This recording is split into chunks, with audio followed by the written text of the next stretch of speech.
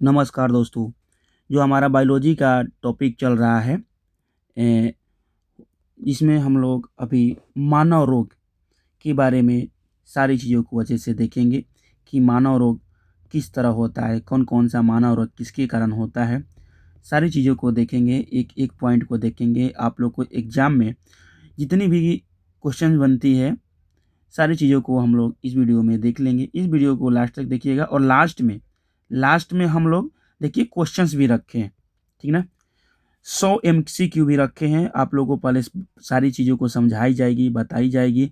उसके बाद इसमें आप लोग को जो भी क्वेश्चंस बनता है इम्पोर्टेंट, सारी चीज़ों को आप लोगों को एमसीक्यू के थ्रू इसमें क्वेश्चंस भी करा दी जाएगी। हो सकता है वीडियो थोड़ा लंबा होगा, तो आप लोग वीडियो को लास्ट तक देखिएगा। सारी चीज़ों को आप लोग को इसमें समझा दी जाएगी और बता दी जाएगी एमसीक्यू के साथ। चलिए तो हम लोग स्टार्ट करते हैं। सबसे पहले देखिए कि हेलमिंथिस जो होता है, हेलमिंथिस किसको बोलते हैं? तो जो कृमि द्वारा जो बीमारी होती है उसको बोलते हैं हेलमिंथिस, ठीक है। फम्फुस किसको बोलते हैं? फम्बुद, जिसको फंगस बोलते हैं, ठीक ना। फम्फुद बोल सकते हैं या फंगस इन्फेक्शन जिसे बोला जाता है। तो कवक द्वारा जो होता है रोग उसको बोलते हैं फंगस इन्फेक्शन, कवक द्वारा। जो प्रोटोजोआ द्वारा जो बीमारी होती है उसको बोलते हैं परजीवी। जो प्रोटोजोआ द्वारा होती है, प्रोटोजोआ जनित रोग को बोलते हैं परजीवी, ठीक है, या प्रोटोजोआ। आगे देखते हैं। सबसे पहले देखते हैं हम लोग कि अतिसार। अतिसार जिसको बोलते हैं हम लोग डायरिया, ठीक ना। डायरिया जो होता है ये एस्केरिस लुब्रिकाइडिस के कारण होता है, ठीक ना। और कौन है ये अंतः अतः क्या है? ये अंतः परजीवी नेमिटोड होता है, ठीक ना। ये परजीवी से होता है और इसका प्रसार कौन करती है? घरेलू मक्खियाँ। देखते होंगे हमारे घर में जितनी भी मक्खियाँ होती है वो इधर से उधर खाने पर बैठती है, फिर कचरा पर बैठती है, तो वहीं इसकी प्रसार करती है। और ये किसके कारण होता है? दूषित भोजन एवं जल के कारण ये डायरिया होता है, ठीक ना। बार बार मल त्याग एवं आंत में घाव हो जाता है इस बीमारी में। अतिसार जो बीमारी हो जाता है जिसको डायरिया कहा जाता है, इसमें क्या हो जाता है? मल त्याग बार बार होता है और आंत में घाव हो जाती है। इसमें प्रॉब्लम क्या होता है? इसमें प्रोटीन पचाने वाला जो एंजाइम होता है ट्रिप्सिन, वो नष्ट हो जाती है। हमारी आंत में जो ट्रिप्सिन एंजाइम होती है जो प्रोटीन को पचाने में सहायता करती है, वो नष्ट हो जाती है। और ये जो रोग होता है जो डायरिया, ये मैक्सिमम किस में होती है? तो बच्चों में होती है, ठीक है। तो ध्यान में रखना है ये अतिसार जो है किस अंग से संबंधित है? तो ये किससे किससे संबंधित है? आंत से संबंधित है। और देख सकते हैं ये कीड़ा हमारे जो पेट है उसमें चला गया है। कौन है? एस्केरिस लुब्रिकाइडिस, ठीक है। आगे देखते हैं हम लोग फाइलेरिया के बारे में। फाइलेरिया जो होता है इसको हाथी पाँव भी कहा जा सकता है। इसको हाथी पाँव भी कहा जाता है। और देख सकते हैं यही है हाथी पाँव, मतलब फाइलेरिया आप लोग कहीं कहीं देखे भी होंगे। अभी तो इसकी बहुत ही ज़्यादा मतलब कम इसकी हो गई है, मतलब ज़्यादा नहीं है बीमारी अभी ये। किसके कारण होती है ये? तो फाइलेरिया ब्रोंकोफाइटाई के कारण ये होती है, ठीक ना। कौन सी कृमि के कारण? तो फाइलेरिया ब्रोंकोफाइटाई के कारण होती है। और इसका वाहक कौन सा होता है? तो क्यूलेक्स मच्छर। ये जो क्यूलेक्स मच्छर है इसके कारण ही फाइलेरिया रोग होता है, ठीक ना। इसमें लक्षण क्या है? इसका लक्षण है कि पैर जो होता है, पैर में मोटा मोटा ये देख सकते हैं एकदम फूल जाता है, पानी इसमें जमा हो जाता है जैसे लगता है। और वृषण कोष भी बड़ा हो जाता है और शरीर के अन्य भाग में सूजन हो जाती है, ठीक ना। इस बीमारी में मैक्सिमम जगह पर क्या हो जाती है? सूजन हो जाती है। इसमें सबसे ज़्यादा प्रभावित कौन कौन सा अंग है? पैर होता है, वृषण कोष होता है और अन्य शरीर भी होता है। याद रखना है यह क्यूलेक्स मच्छर के द्वारा होता है और फाइलेरियाई ब्रोंकोफाइटाई कृमि के कारण होता है। आइए देखते हैं नेक्स्ट को हम लोग टेनियासिस। देखिए यह है बीमारी टेनियासिस और ये आंतों का संक्रमण है। किसका संक्रमण है? आंतों का। और ये किसके कारण होता है? ये टेप वर्म के कारण होता है। किसके कारण? ये टेप वर्म के कारण। यही है टेप वर्म, ठीक ना। देख सकते हैं यही टेप वर्म। नेक्स्ट चलिए देखते हैं हम लोग डामा। डामा जो है इसके बारे में हम लोग देखते हैं। दामा जो बीमारी है जिसको इंग्लिश में अस्थमा भी बोला जाता है, ये किसके कारण होता है? एस्पेरजिलस प्यूमेगेट्स के कारण होता है। ये कवक है, कवक जनित रोग है। एस्पेरजिलस प्यूमेगेट्स के कारण होता है। और इसमें क्या होता है, कवक की बीजाणु हो जो है, जो कवक के जो बीजाणु होते हैं वो फेफड़ों में जाल बनाकर काम को अवरोध कर देते हैं। मतलब कि सांस लेने में इसमें प्रॉब्लम आ जाती है। फेफड़ों में जाल बना देते हैं। देख सकते हैं ये किस तरह जाल बना कर रखे हुए हैं, जिससे फेफड़ा जो है अच्छा से काम नहीं कर पाता है। ठीक ना। और यह एक संक्रामक बीमारी है। संक्रामक बीमारी का मतलब क्या है? ये एक से दूसरे में फैलता है। ठीक ना। तो ध्यान में रखना है किस कवक के कारण होता है? एस्परजिलस फ्यूमिगेट्स के कारण दामा होता है। ठीक ना। चलिए नेक्स्ट देखते हैं हम लोग। ये भी ध्यान में रखना है, ये किससे संबंधित है? ये बीमारी किससे संबंधित है? तो फेफड़ा से संबंधित है, फेफड़े को प्रभावित करता है। नेक्स्ट देखते हैं हम लोग एथलीट फूड। ठीक ना। एथलीट फूड जो है यह टीनिया पेडिस के कारण होता है। कौन सी कवक के कारण?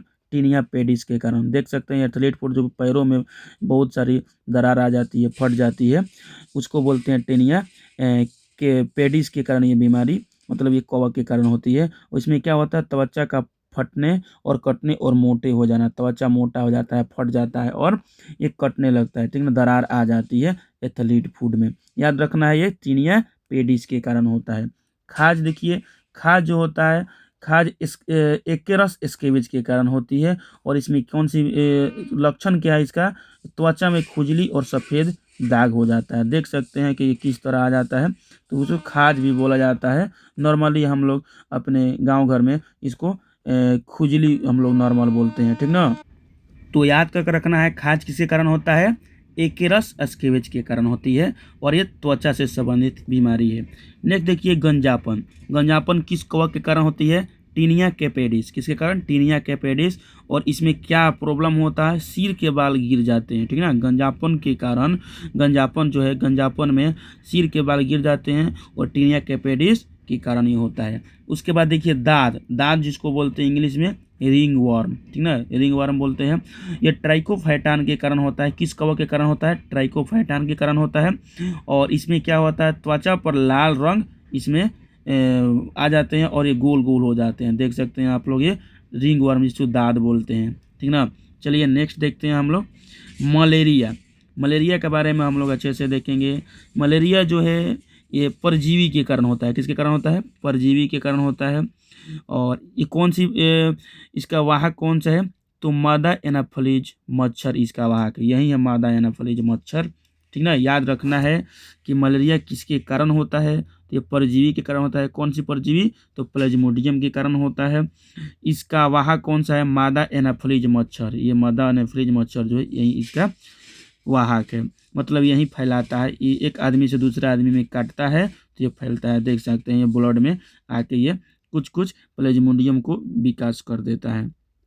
ठीक ना। इसका प्रभावित अंग कौन सा है? आरबीसी एवं तिली। इसका जो प्रभावित अंग जो होता है वो आरबीसी को देख सकते हैं आप लोग, चोट पहुंचा देता है, सामने दिखाई दे रहा है। ठीक ना। आरबीसी एवं तो तिली। और इसका लक्षण क्या होता है? मलेरिया में ठंड के साथ खूब बुखार लगेगा। ठीक ना। ठंड के साथ बुखार लगेगा। और इससे प्रभावित अंग ध्यान में रखना है कौन सा? आरबीसी एवं तिल्ली। ठीक है। चलिए नेक्स्ट देखते हैं हम लोग। नेक्स्ट देखते हैं पायरिया के बारे में। पायरिया जो होता है ये एंट अमीबा जिंजावेलिस के कारण होता है। ये बीमारी किसके कारण होता है? एंट अमीबा जिंजावेलिस के कारण ये बीमारी होती है। और इसमें प्रभावित अंग कौन का सा है? मसूड़ों से रक्त का निकलना। मसूड़ा कमजोर हो जाता है और उससे रक्त निकलने लगता है पायरिया के कारण। पेचिस देखिए, पेचिस ये एंट अमीबा हिस्टोलिटिका के कारण होती है। किसी कारण? एंट अमीबा हिस्टोलिटिका के कारण होती है। ठीक ना। और इससे इसमें क्या होता है? इसमें होता है श्लेष्मा एवं खून के साथ दस्त होना, जिसको हम लोग गांव घर में क्या बोलते हैं? आंव पड़ना। ठीक ना। आप लोग लाल आंव होता है और एक नॉर्मल आंव होता है। तो आप लोग आंव का नाम सुने होंगे कि गांव घर में देखिए जब लैट्रिन के साथ इस तरह का निकलता है तो वो आंव कहा जाता है, जिसको पेचिस कहा जाता है डॉक्टरी लैंग्वेज में। ठीक ना। ये किसके कारण होता है? एंट अमीबा हिस्टोलिटिका के कारण होता है और श्लेष्मा एवं खून के साथ दस्त होता है। नेक्स्ट देखते हैं सोने की बीमारी।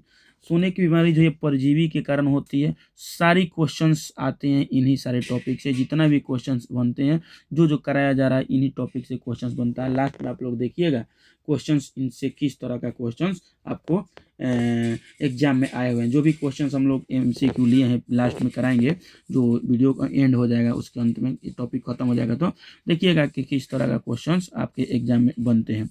चलिए नेक्स्ट देखते हैं हम लोग पर सोने की बीमारी के बारे में। तो सोने की बीमारी जो है ट्रिपोनोसोमा जो है ये परजीवी के कारण होती है। इसमें क्या होता है, इसमें नींद बहुत ही ज़्यादा आता है। क्या होता है, नींद बहुत ज़्यादा आता है और बुखार भी लगेगा, ठीक ना। सोने की बीमारी इसको कहा जाता है। और इससे प्रभावित अंग कौन कौन सा है, इससे प्रभावित अंग जो है वो मस्तिष्क है। कौन सा है, इससे प्रभावित अंग जो है मस्तिष्क होता है, ठीक ना। प्रभावित अंग जो है इससे कौन सा है, इससे प्रभावित अंग मस्तिष्क है, ठीक है। चलिए नेक्स्ट देखते हैं हम लोग कालाजार। कालाजार जो है ये लिस्मेनिया डोनावाली परजीवी के कारण होता है। कालाजार किसके कारण होता है, लिस्मेनिया डोनावाली परजीवी के कारण होता है, ठीक ना। और इसमें क्या होता है, कालाजार में भी तेज बुखार आ जाता है, ठीक ना। और इसमें क्या प्रभावित होता है, हड्डी प्रभावित होता है। इसमें कौन सा, हड्डी का जो बोन मैरो है वो प्रभावित होता है। हड्डी का बोन मैरो इससे प्रभावित होता है कालाजार में, ठीक ना। ध्यान में रखना है, सोने की बीमारी ट्रिपोनोसोमा, बहुत नींद आता है, बुखार आता है। और कालाजार में लिस्मेनिया डोनावाली तेज बुखार होगा और इससे क्या प्रभावित होता है, अस्थमा प्रभावित होता है। चलिए एक नज़र में देख लीजिए आप लोग कि मलेरिया जो होता है, मलेरिया से प्रभावित अंग आरबीसी तीली, परजीवी कौन सा है, प्लाज्मोडियम, वहाँ कौन सा है, मादा एनाफ्लीज। पायरिया जो है, पायरिया से प्रभावित अंग मसूड़ा, कौन से परजीवी, एंटमीबा जिंजावेलिस। सोने की बीमारी से प्रभावित अंग मस्तिष्क, ट्रिपोनोसोमा परजीवी है। और वहाँ कौन सा है, सीसी मक्खी। पेचिस से कौन सा अंग प्रभावित होता है, आंत। और इसका परजीवी कौन सा, एंट अमीबा जिंजावेल हिस्टोलिटिका। इसका क्या है, हिस्टोलिटिका, ध्यान में रखना है। पेचिस का कौन सा है, एंट अमीबा हिस्टोलिटिका। और पायरिया का एंट अमीबा जिंजावेलिस है। कालाजार से कौन सा अंग प्रभावित होता है, कालाजार से अस्थमा। और परजीवी है लिस्मेनिया डोनावाली। और वहाँ कौन सा है, बालू मक्खी। चलिए नेक्स्ट देखते हैं, बचाव ही उपचार है, आपको जैसे कि पता है, ठीक ना। तो स्वच्छता अपनाएं और कीट और मक्खियों से बचे रहें। हमेशा हाथ वगैरह हमेशा धोते रहें। खाना वगैरह खाने से पहले मच्छरदानी लगा कर हमेशा सोना है और खाना को हमेशा ढक कर रखना है, ठीक ना। चलिए आगे देखते हैं, जीवाणु के द्वारा होने वाले रोग किस तरह हमारे शरीर को ये प्रभावित करता है। सारी चीज़ों को हम लोग 3D के द्वारा समझेंगे। सारी चीज़ें आप लोग को आसानी से याद हो जाएगी। जीवाणु क्या होता है, ये सूक्ष्म जीव होता है जो हमारे चारों ओर हैं, चारों तरफ ये फैले हुए हैं। कुछ जीवाणु जो अच्छे होते हैं और कुछ जो होते हैं वो हमको बीमार कर देते हैं, जो होता है, ठीक ना। कुछ जीवाणु जो हमारे लिए अच्छे भी होते हैं, कुछ जीवाणु हमारे लिए हानिकारक होते हैं। आज हम उन जीवाणुओं को अच्छे से देखेंगे कि कौन कौन सा रोग फैलाते हैं जो हानिकारक हैं। चलिए सबसे पहले देखिए श्वसन तंत्र के बारे में देखते हैं कि श्वसन तंत्र के को कौन कौन सा अंग जो है प्रभावित होता है श्वसन तंत्र में। देखिए बैक्टीरिया जो है वो श्वसन तंत्र में श्वास नली एवं फेफड़ा, इन्हीं दोनों को मैक्सिमम प्रभावित करते हैं, ठीक ना। तो चलिए देखते हैं हम लोग कि श्वसन तंत्र को प्रभावित करने वाला कौन कौन सा बीमारी है जो बैक्टीरिया के द्वारा होता है। तो सबसे पहले होता है क्षय रोग, जिसको बोलते हैं हम लोग TB, ठीक ना। ये किस जीवाणु के कारण होता है, तो माइकोबैक्टीरियम ट्यूबरकुलोसिस के कारण होता है। याद रखना है, ये क्वेश्चन बनता है डायरेक्ट कि क्षय रोग जो होता है, जो TB होता है, इसके जीवाणु का नाम बताइए जिसके कारण होता है। तो कौन है, माइकोबैक्टीरियम ट्यूबरकुलोसिस, ठीक है। इसमें क्या होता है, बार बार खांसी आती है और कफ जमा जाता है और रक्त निकलता है कफ के साथ। और ये है TB, यही है TB जो किसको, फेफड़े को प्रभावित करता है, ठीक ना। निमोनिया जो है, निमोनिया देखिए ये डिप्लोकोकस निमोनी के कारण होता है ये बीमारी, ठीक ना। इसमें क्या होता है, तेज बुखार आता है और फेफड़े में सूजन हो जाती है, ठीक ना। ये फेफड़े में क्या हो जाती है, सूजन हो जाती है निमोनिया में, ठीक ना। तो ये भी किसके, जीवाणु के कारण, बैक्टीरिया के कारण बीमारी होती है। आगे देखते हैं हम लोग, ये डिप्थीरिया जो होती है ये श्वास नली को प्रभावित करती है, देख सकते हैं श्वास नली को प्रभावित करती है। और ये जो दोनों था, जो क्षय रोग एवं जो निमोनिया था, ये लोग किसको प्रभावित कर रहे थे, फेफड़ा को प्रभावित कर रहे थे। तो जो डिप्थीरिया है इसमें क्या होता है, इसमें सांस लेने में कठिनाई होती है और दम घुटता है, ठीक ना। ये जाम कर देता है किसको, श्वास नली को। और ये जो है कोरोना बैक्टीरियम डिप्थीरी के कारण होता है। डिप्थीरिया किसके कारण होता है, कोरोनी बैक्टीरियम डिप्थीरी के कारण ये बीमारी होती है। सांस लेने में कठिनाई और दम घुटता है। काली खांसी देखिए, काली खांसी जो है ये हीमोफिलस परटोसिस के कारण होता है, किसके कारण, हीमोफिलस परटोसिस के कारण होता है। और इसमें क्या होता है, लगातार खांसी आती है, ठीक ना। तो काली खांसी भी किससे संबंधित है, काली खांसी भी बैक्टीरिया के द्वारा ही होता है और हमारे श्वास नली को यह प्रभावित करता है। काली खांसी किसके कारण होता है? हीमोफिलस प्रोटूसिस के कारण। ठीक है, आशा कर रहे हैं आप लोगों को बहुत ही अच्छे तरीके से समझ में आ रही होगी। चलिए अब हम लोग देखते हैं कि आंत को कौन कौन सा रोग प्रभावित करता है जो बैक्टीरिया के द्वारा होता है। हमारी आंत को प्रभावित करने वाले रोग के बारे में देखते। सबसे पहले हैजा। हैजा जो है ये किसके कारण होता है? विब्रियो कोलेरी के कारण होता है और इसमें लगातार दस्त एवं उल्टी होता है। इस बीमारी में लगातार दस्त एवं उल्टी होता है। ठीक ना। आगे देखिए, हैजा जो होता है इसमें बहुत सारी बार बार दस्त लगता है और दस्त भी होगा और उल्टी भी होता है। ठीक ना, बहुत ज़्यादा प्रॉब्लम हो जाती है और विब्रियो कोलेरी इसको याद रखना है। ठीक ना, इसको कॉलरा कहते हैं इंग्लिश में। आगे देखते हैं टाइफाइड। टाइफाइड किसके कारण होती है? साल्मोनेला टाइफी के कारण होता है। किसके कारण? साल्मोनेला टाइफी के कारण होती है और इसमें तेज बुखार, सिर दर्द एवं पेट दर्द होता है। ठीक ना, टाइफाइड में क्या होता है? बुखार भी रहेगा, सिर भी दर्द करेगा और पेट भी दर्द करेगा। ठीक ना, इसके किसके कारण होता है ये?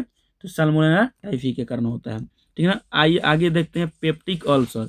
पेप्टिक अल्सर जो होता है किस जीवाणु के कारण होता है? तो हेलीबैक्टर पाइलोरी के कारण होती है। किस कारण? हेलीबैक्टर पाइलोरी के कारण होती है पेप्टिक अल्सर। और इसमें कौन सा अंग प्रभावित होता है?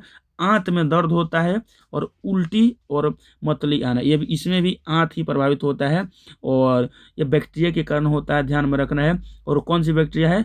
Helicobacter pylori. ठीक ना। चलिए नेक्स्ट देखते हैं हम लोग तंत्रिका तंत्र से प्रभावित होने वाले अंग। तंत्रिका तंत्र से प्रभावित होने वाला रोग जो तंत्रिका तंत्र को प्रभावित करता है। तंत्रिका तंत्र क्या होता है? जो शरीर को पूरा कंट्रोल करके रखता है। तो देखिए कि कौन कौन सा रोग जो है तंत्रिका तंत्र को प्रभावित करता है। तो सबसे पहले हो जाएगा टिटनस। टिटनस जो है ये किसके कारण होता है? क्लोस्ट्रिडियम टिटेनी के कारण। ये क्या है? ये जीवाणु है। क्लोस्ट्रिडियम टिटेनी जीवाणु के कारण ये टिटनस होता है। ठीक है, और टिटनस में क्या होता है? तेज बुखार होता है, शरीर में ऐंठन आती है, जबड़ा बंद हो जाता है। इसको लौकजा बीमारी भी कहते हैं। टिटनस को हम लोग लौकजा बीमारी भी कहते हैं। और इसमें क्या होता है? तेज बुखार आएगा, शरीर में ऐंठन आ जाएगी, पूरी तरह से ममोड़ लगेगा ना कि पूरी ममोड़ा जा रहा है हमारे शरीर को, और जबड़ा पूरी तरह से बंद हो जाता है। ठीक ना, ये हो जाती है किसके कारण? Clostridium tetani. वैसे कौन सा अंग प्रभावित होता है? तो ये तंत्रिका तंत्र देख सकते हैं। चलिए नेक्स्ट देखते हैं कोढ़, जिसको बोलते हैं लेप्रोसी। लेप्रोसी कहा जाता है किस जीवाणु के कारण? सारे जीवाणु से होने वाले रोग हम लोग देख रहे हैं। जीवाणु से होने वाला रोग है जिसमें माइकोबैक्टीरियम लेप्री, माइकोबैक्टीरियम लेप्री इस जीवाणु के कारण होता है। इसमें देखते होंगे कि सफ़ेद दाग आ जाता है बॉडी पर, जिसको कोढ़ कहा जाता है। ठीक ना, और देहाती में कहा जाता है कोढ़ी फूटना। ठीक ना, तो वही है ये बीमारी कोढ़, लेप्रो माइकोबैक्टीरियम लेप्री के कारण होता है। लेप्रोसी इसको कहा जाता है इंग्लिश में। और इस पर क्या होता है? शरीर पर चकते जम जाते हैं और इसमें तंत्रिकाएं जो है प्रभावित हो जाती है। ठीक ना, किसके कारण होता है? माइकोबैक्टीरियम लेप्री के कारण होती है और ये जीवाणु के कारण होती है। ठीक ना। आगे देखते हैं प्लेग। प्लेग जो होता है ये फेफड़े, कांख और दोनों पैरों के बीच में होता है। देखिए प्लेग जो बीमारी है ये किस किस अंग को प्रभावित करता है? तो सबसे पहले ये फेफड़ा को प्रभावित करता है। ठीक ना, ये फेफड़ा को प्रभावित करता है। उसके साथ कांख को प्रभावित करेगा। फेफड़ा को तो प्रभावित करेगा ही करेगा, उसके साथ कांख को प्रभावित करेगा और उसके साथ दोनों पैरों के बीच में यहाँ पर मतलब जहाँ पर भी हाथ पैर जुड़े रहेंगे उसको प्रभावित करेगा और उसके साथ में फेफड़ा को भी प्रभावित करता है। फेफड़ा जो होता है किस जीवाणु के कारण होता है? तो पास्चुरेला पेस्टिस जीवाणु के कारण होता है। और इसमें क्या होता है? बहुत तेज बुखार आएगा और शरीर पर गिल्टियाँ हो जाती है। प्लेग जो बीमारी है इसमें शरीर पर गिल्टी हो जाती है। ठीक ना, तो याद रखना है कि पास्चुरेला पेस्टिस के कारण होता है। पास्चुरेला पेस्टिस के कारण प्लेग जो होता है और फेफड़ा, कांख दोनों पैरों के बीच में ये हो जाता है, जैसे कि आप लोग देख रहे हैं। चलिए नेक्स्ट देखते हैं गोनोरिया। गोनोरिया जो होता है बीमारी है ये किसको प्रभावित करता है? मूत्र मार्ग एवं शीशन को प्रभावित करता है। किसको? मूत्र मार्ग एवं शीशन को प्रभावित करता है। और किस जीवाणु के कारण होता है गोनोरिया? नाइसेरिया गोनोरियाई के कारण होता है। किस जीवाणु के कारण? नाइसेरिया गोनोरियाई के कारण होती है। उसके बाद देखिए सिफिलिस। सिफिलिस जो होता है ये भी शीशन में ही होता है। दोनों जो होता है ये मूत्र मार्ग में ही होते हैं। तो ये स्पेशली जो सिफिलिस जो होता है ये शीशन में होता है। ठीक ना, पेनिस में होता है। ठीक ना, पेनिस में होता है। और जो गोनोरिया है, गोनोरिया ये मूत्र मार्ग में सूजन आ जाता है, ठीक ना। ये मेल फीमेल दोनों में हो सकता है, ठीक ना। तो ये नाइसेरिया गोनोरियाई ये इसका जीवाणु है। चलिए नेक्स्ट देखते हैं। एक नज़र में आप लोग देख लीजिए, एक नज़र को इंग्लिश में बोलते हैं at a glance. At a glance देखिए, टिटनेस जो होता है, टिटनेस से प्रभावित होने वाला अंग है तंत्रिका तंत्र। जीवाणु का नाम क्या है? Clostridium tetani. इसमें तेज बुखार, एंठन, जबड़ा बंद हो जाता है, ठीक है। हैजा जो होता है आंत के प्रभावित करता है, विब्रियो कोलेरी के कारण यह होता है। लगातार दस्त और उल्टी आती है। टाइफाइड जो होता है, टाइफाइड आंत को प्रभावित करती है, और सैल्मोनेला टाइफी इसका जीवाणु का नाम है। इसमें क्या होता है? तेज बुखार आता है, फिर से सिर दर्द होता है, पेट दर्द होता है, त्वचा पर चकत्ते आ जाते हैं। क्षय रोग देखिए किसको प्रभावित करता है? फेफड़े को प्रभावित करता है, और माइकोबैक्टीरियम ट्यूबरकुलोसिस के कारण ये होता है, ठीक ना। इसको आप लक्षण को आप लोग देख लीजिएगा। मैं जल्दी ऊपर पढ़ा चुका हूँ, तो अब जल्दी करता हूँ, ठीक है। अगर डिप्थीरिया जो श्वास नली को प्रभावित करता है, कोरोनाबैक्टीरियम डिप्थीरी के कारण होता है। प्लेग जो होता है, प्लेग जो है किस अंग को प्रभावित करता है? फेफड़ा, कान का दोनों पैरों के बीच को प्रभावित करता है। पास्चुरेला पेस्टिस के कारण ये होता है। काली खांसी जो है श्वसन तंत्र को प्रभावित करता है, और ये किसके कारण होता है? हीमोफिलस पर्टुसिस के कारण। निमोनिया जो है फेफड़े को प्रभावित करता है। निमोनिया फेफड़े को प्रभावित करता है, डिप्लोकोकस निमोनी के कारण ये बीमारी होती है। कोढ़ जो होता है, ये तंत्रिका तंत्र को प्रभावित करता है। जो तंत्रिका तंत्र और त्वचा को प्रभावित करता है, ठीक ना। तंत्रिका तंत्र और त्वचा को प्रभावित करता है, और इसमें शरीर पर चकत्ते आ जाते हैं, तंत्रिका इसमें प्रभावित हो जाती है, व्हाइट आ जाता है। और इस किसके कारण होते हैं? तो माइकोबैक्टीरियम लेप्री के कारण होता है, ठीक है। गोनोरियाई जो है किसके कारण होती है? गोनोरिया रोग जो है, गोनोरिया रोग जो होता है ये मूत्र मार्ग को प्रभावित करता है, और किस जीवाणु के कारण? तो नाइसेरियाई गोनोरियाई के कारण यह बीमारी होती है, ठीक ना। इसमें क्या होता है? मूत्र मार्ग में सूजन हो जाती है। सिपली जो होता है यह सीसन को प्रभावित करता है, और ये किसके कारण होता है? तो जो सिफिली जो होता है ट्रेपोनोमा पैलिडम, ठीक ना। ट्रेपोनमा पैलिडम के कारण सिफिलिस होता है, और इसमें सीसन में घाव हो जाता है। पेप्टिक अल्सर जो होती है छोटी आंत में होती है, मतलब छोटी आंत को प्रभावित करती है पेप्टिक अल्सर। और ये किसके कारण होती है? हेलिकोबैक्टर पाइलोरी के कारण होती है। हेलिकोबैक्टर पाइलोरी के कारण यह बीमारी होती है। नेक्स्ट देखते हैं हम लोग मलेरिया के बारे में। मलेरिया का किस तरह इलाज हुआ, मलेरिया के खोज किस तरह क्या हुआ? देखिए, सबसे पहले मलेरिया शब्द का प्रयोग मैकुलाच ने किया था, कब? 1827 ईस्वी में। मलेरिया शब्द का प्रयोग सबसे पहले किसने किया था? मैकुलाच ने किया था 1827 में, ठीक है। और लेबरन ने 1880 में क्या किया था? मलेरिया से पीड़ित व्यक्ति के रुधिर में प्लेज्मोडियम परजीवी की खोज की थी। तो प्लेज्मोडियम परजीवी की खोज किसने की थी? तो ये लेबरन ने की थी, कब? 1880 में। और मलेरिया शब्द का प्रयोग किसने किया था? तो मैकुलाच ने 1827 ईस्वी में, ठीक ना। और रोनाल्ड रॉस जो है 1887 ईस्वी में, रोनाल्ड रॉस ने पुष्टि की कि मलेरिया परजीवी द्वारा ही होता है, और इसका वाहक कौन सा है? मच्छर इसका वाहक है, ठीक ना। और जो मलेरिया जो परजीवी है प्लेज्मोडियम, ये रक्त में जाकर घुल जाती है। आपको पता है कि मलेरिया किसको प्रभावित करती है? आरबीसी और तीली को प्रभावित करती है, ठीक है। और तो ध्यान रखना है, मैकुलाच ने 1827 में खोज की थी मलेरिया शब्द का। लेबरन ने प्लेज्मोडियम की खोज की थी 1880 में लेबरन ने, और 1887 ईस्वी में रोनाल्ड रॉस ने मलेरिया परजीवी के द्वारा होता है इसका पुष्टि की थी, और मच्छर इसका वाहक उसने कहा था। और जो प्लेज्मोडियम जो फाल्सिफेरस है, ये मलेरिया का सबसे घातक प्रकार है, ठीक ना। आपको क्वेश्चन पूछ दे सकता है कि मलेरिया के कौन से प्रकार जो है सबसे घातक है? तो प्लेज्मोडियम फाल्सिफेरम जो है सबसे घातक प्रकार है। और आप लोगों को पता भी है, ऊपर बताया गया था कि मलेरिया जो बीमारी है मादा एनाफिलीज मच्छर के कारण होता है, ठीक ना। मादा एनाफिलीज मच्छर के कारण ये मलेरिया होता है। और मादा एनाफिलीज मच्छर को पहचानेंगे कैसे? यह मच्छर अपने जो शरीर है, उस शरीर को 45 डिग्री के कोण पर बनाकर बैठता है हमारे बॉडी पर। हमारे बॉडी पर जब बैठेगा तो देख सकते हैं 45 डिग्री के कोण पर, इस तरह 45 डिग्री के कोण पर अपने बॉडी को बनाकर बैठता है। और जो क्यूलेक्स मच्छर जो होती है वो समानांतर बैठती है, मतलब एकदम सीधे बैठती है, बॉडी के समानांतर बैठती है क्यूलेक्स मच्छर, ठीक ना। लेकिन जो एनाफिलीज मच्छर है वो 45 डिग्री के कोण पर बैठती है, इसको ध्यान रखिएगा, ठीक ना।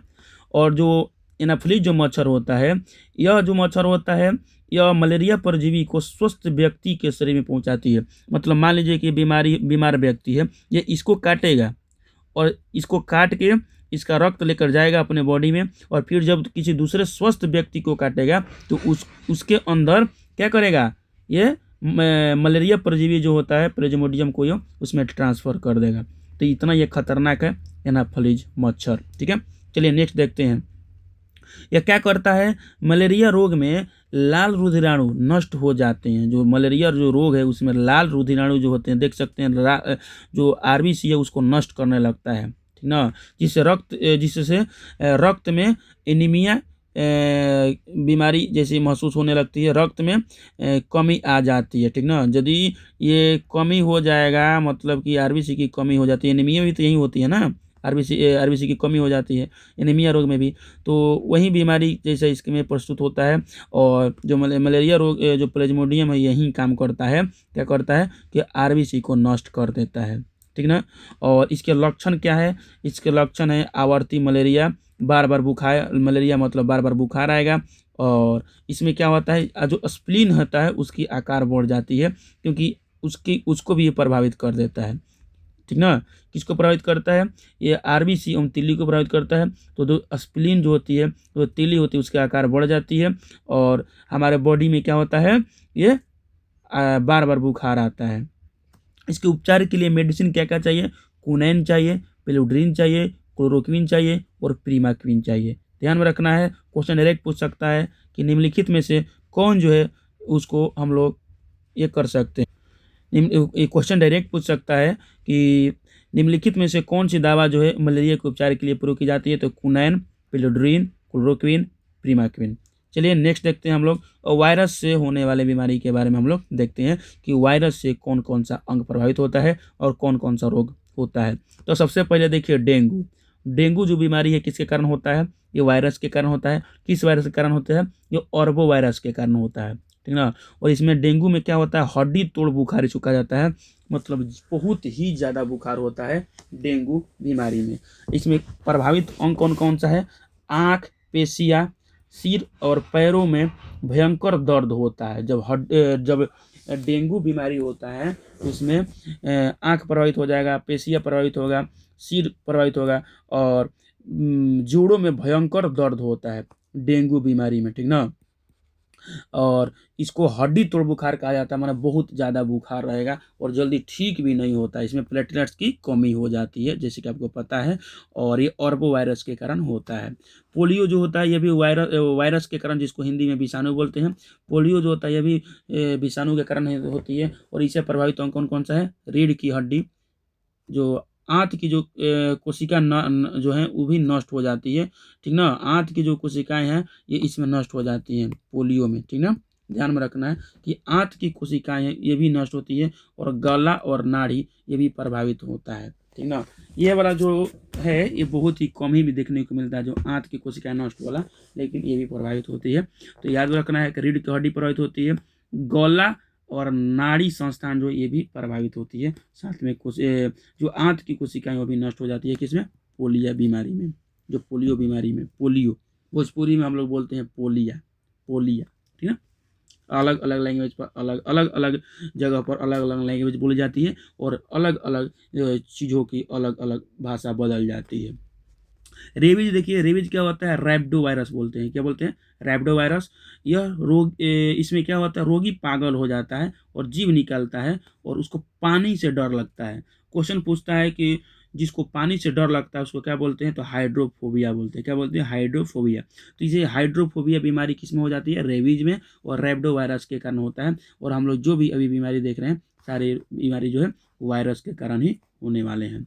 चलिए नेक्स्ट देखते हैं, त्वचा पर आक्रमण करने वाले ये जो भी बीमारी है उसको हम लोग देखें हैं जो वायरस के द्वारा होते हैं। वायरस से प्रभावित अंग देखिए, ये किसके कारण होता है, जो चेचक, चेचक जो है, चेचक कौन है, देखिए चेचक इसको बोलते हैं, जो गोल गोल दाना जैसा बन जाता है उसको चेचक बोलते हैं। इन सारी चीज़ों में बहुत ही बच्चों को डिफरेंस नहीं पता चलता है कि क्या है चेचक, छोटी माता खसरा या हर्फी से क्या है। चलिए हम लोग एकदम विस्तार से देखते हैं इमेज के थ्रू। देखिए, जो वेरियोला वायरस जो होता है उसके कारण क्या होता है, चेचक होता है।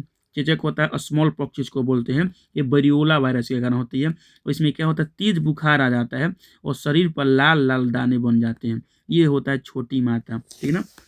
इसको क्या बोलते हैं, छोटी माता बोलते हैं। आप लोग गांव घर में देखते होंगे, बोला जाता है मैया जी निकली हुई है, ठीक ना, यही छोटी माता, ठीक है।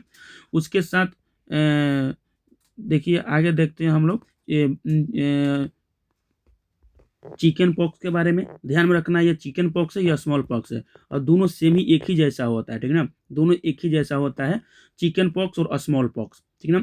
लेकिन ध्यान में रखना है, क्वेश्चन आपसे पूछेगा कि चिकन पॉक्स किसके कारण होता है, चिकन पॉक्स किसके कारण होता है, तो बैरीसेला वायरस के कारण, बैरीसेला, यहाँ पर सेला लगा हुआ है, और जो स्मॉल पॉक्स जो है ये बैरिओला वायरस के कारण होता है। इसमें क्या होता है, बुखार आती है, शरीर पर वे पीतीय लाल दाने बन जाते हैं। तो दोनों में बीमारी एक ही होती है, लेकिन दोनों का वायरस का अलग अलग नाम है। बैरिओला वायरस के कारण चेचक होता है, और जो छोटी माता जिसको बोलते हैं चिकन पॉक्स, ये बैरीसेला वायरस के कारण होती है, ठीक ना। ये है चेचक और छोटी माता बीमारी, ठीक है। चलिए आगे देखिए, खसरा जिसको मेजल्स बोलते हैं, जो मोरबीली वायरस के कारण होती है। कौन सा, मोरबीली वायरस के कारण खसरा होती है, देख सकते हैं खसरा। खसरा में क्या होता है, इस पर शरीर पर लाल दाना, इसमें रेड रैश आ जाता है, देख सकते हैं इसमें, इसमें जो होता है दाने बन जाते थे, ये मतलब इसके अंदर पानी भरा रहता था, लेकिन इसके अंदर पानी भरा नहीं रहता है। मोरबीली वायरस के कारण जो बीमारी होती है खसरा, खसरे में लाल दाना रेड रैश हो जाते हैं, ठीक है, रैश हो जाते हैं। हर्पी जो होता है ये भी त्वचा के को प्रभावित करने वाला अंग है, और ये हर्पीस वायरस के कारण होती है, ठीक है। खसरा जो होता है मोरबीली वायरस के कारण, और हर्पीस जो है हर्पीस वायरस के कारण होती है, और त्वचा में सूजन जैसा आ जाता है, देख सकते हैं कटा फटा जैसा हो जाता है, त्वचा में सूजन जैसा आ जाता है, ये हर्पीस वायरस, ये हर्पीस वायरस के कारण होती है। बीमारी कौन सी है, हर्पीस है। और ये सारी हर्पीस जो है, छोटी माता जो है, चेचक जो है, खसरा, ये सब किससे होने वाली बीमारी है, सब वायरस से भी होने वाली बीमारी है।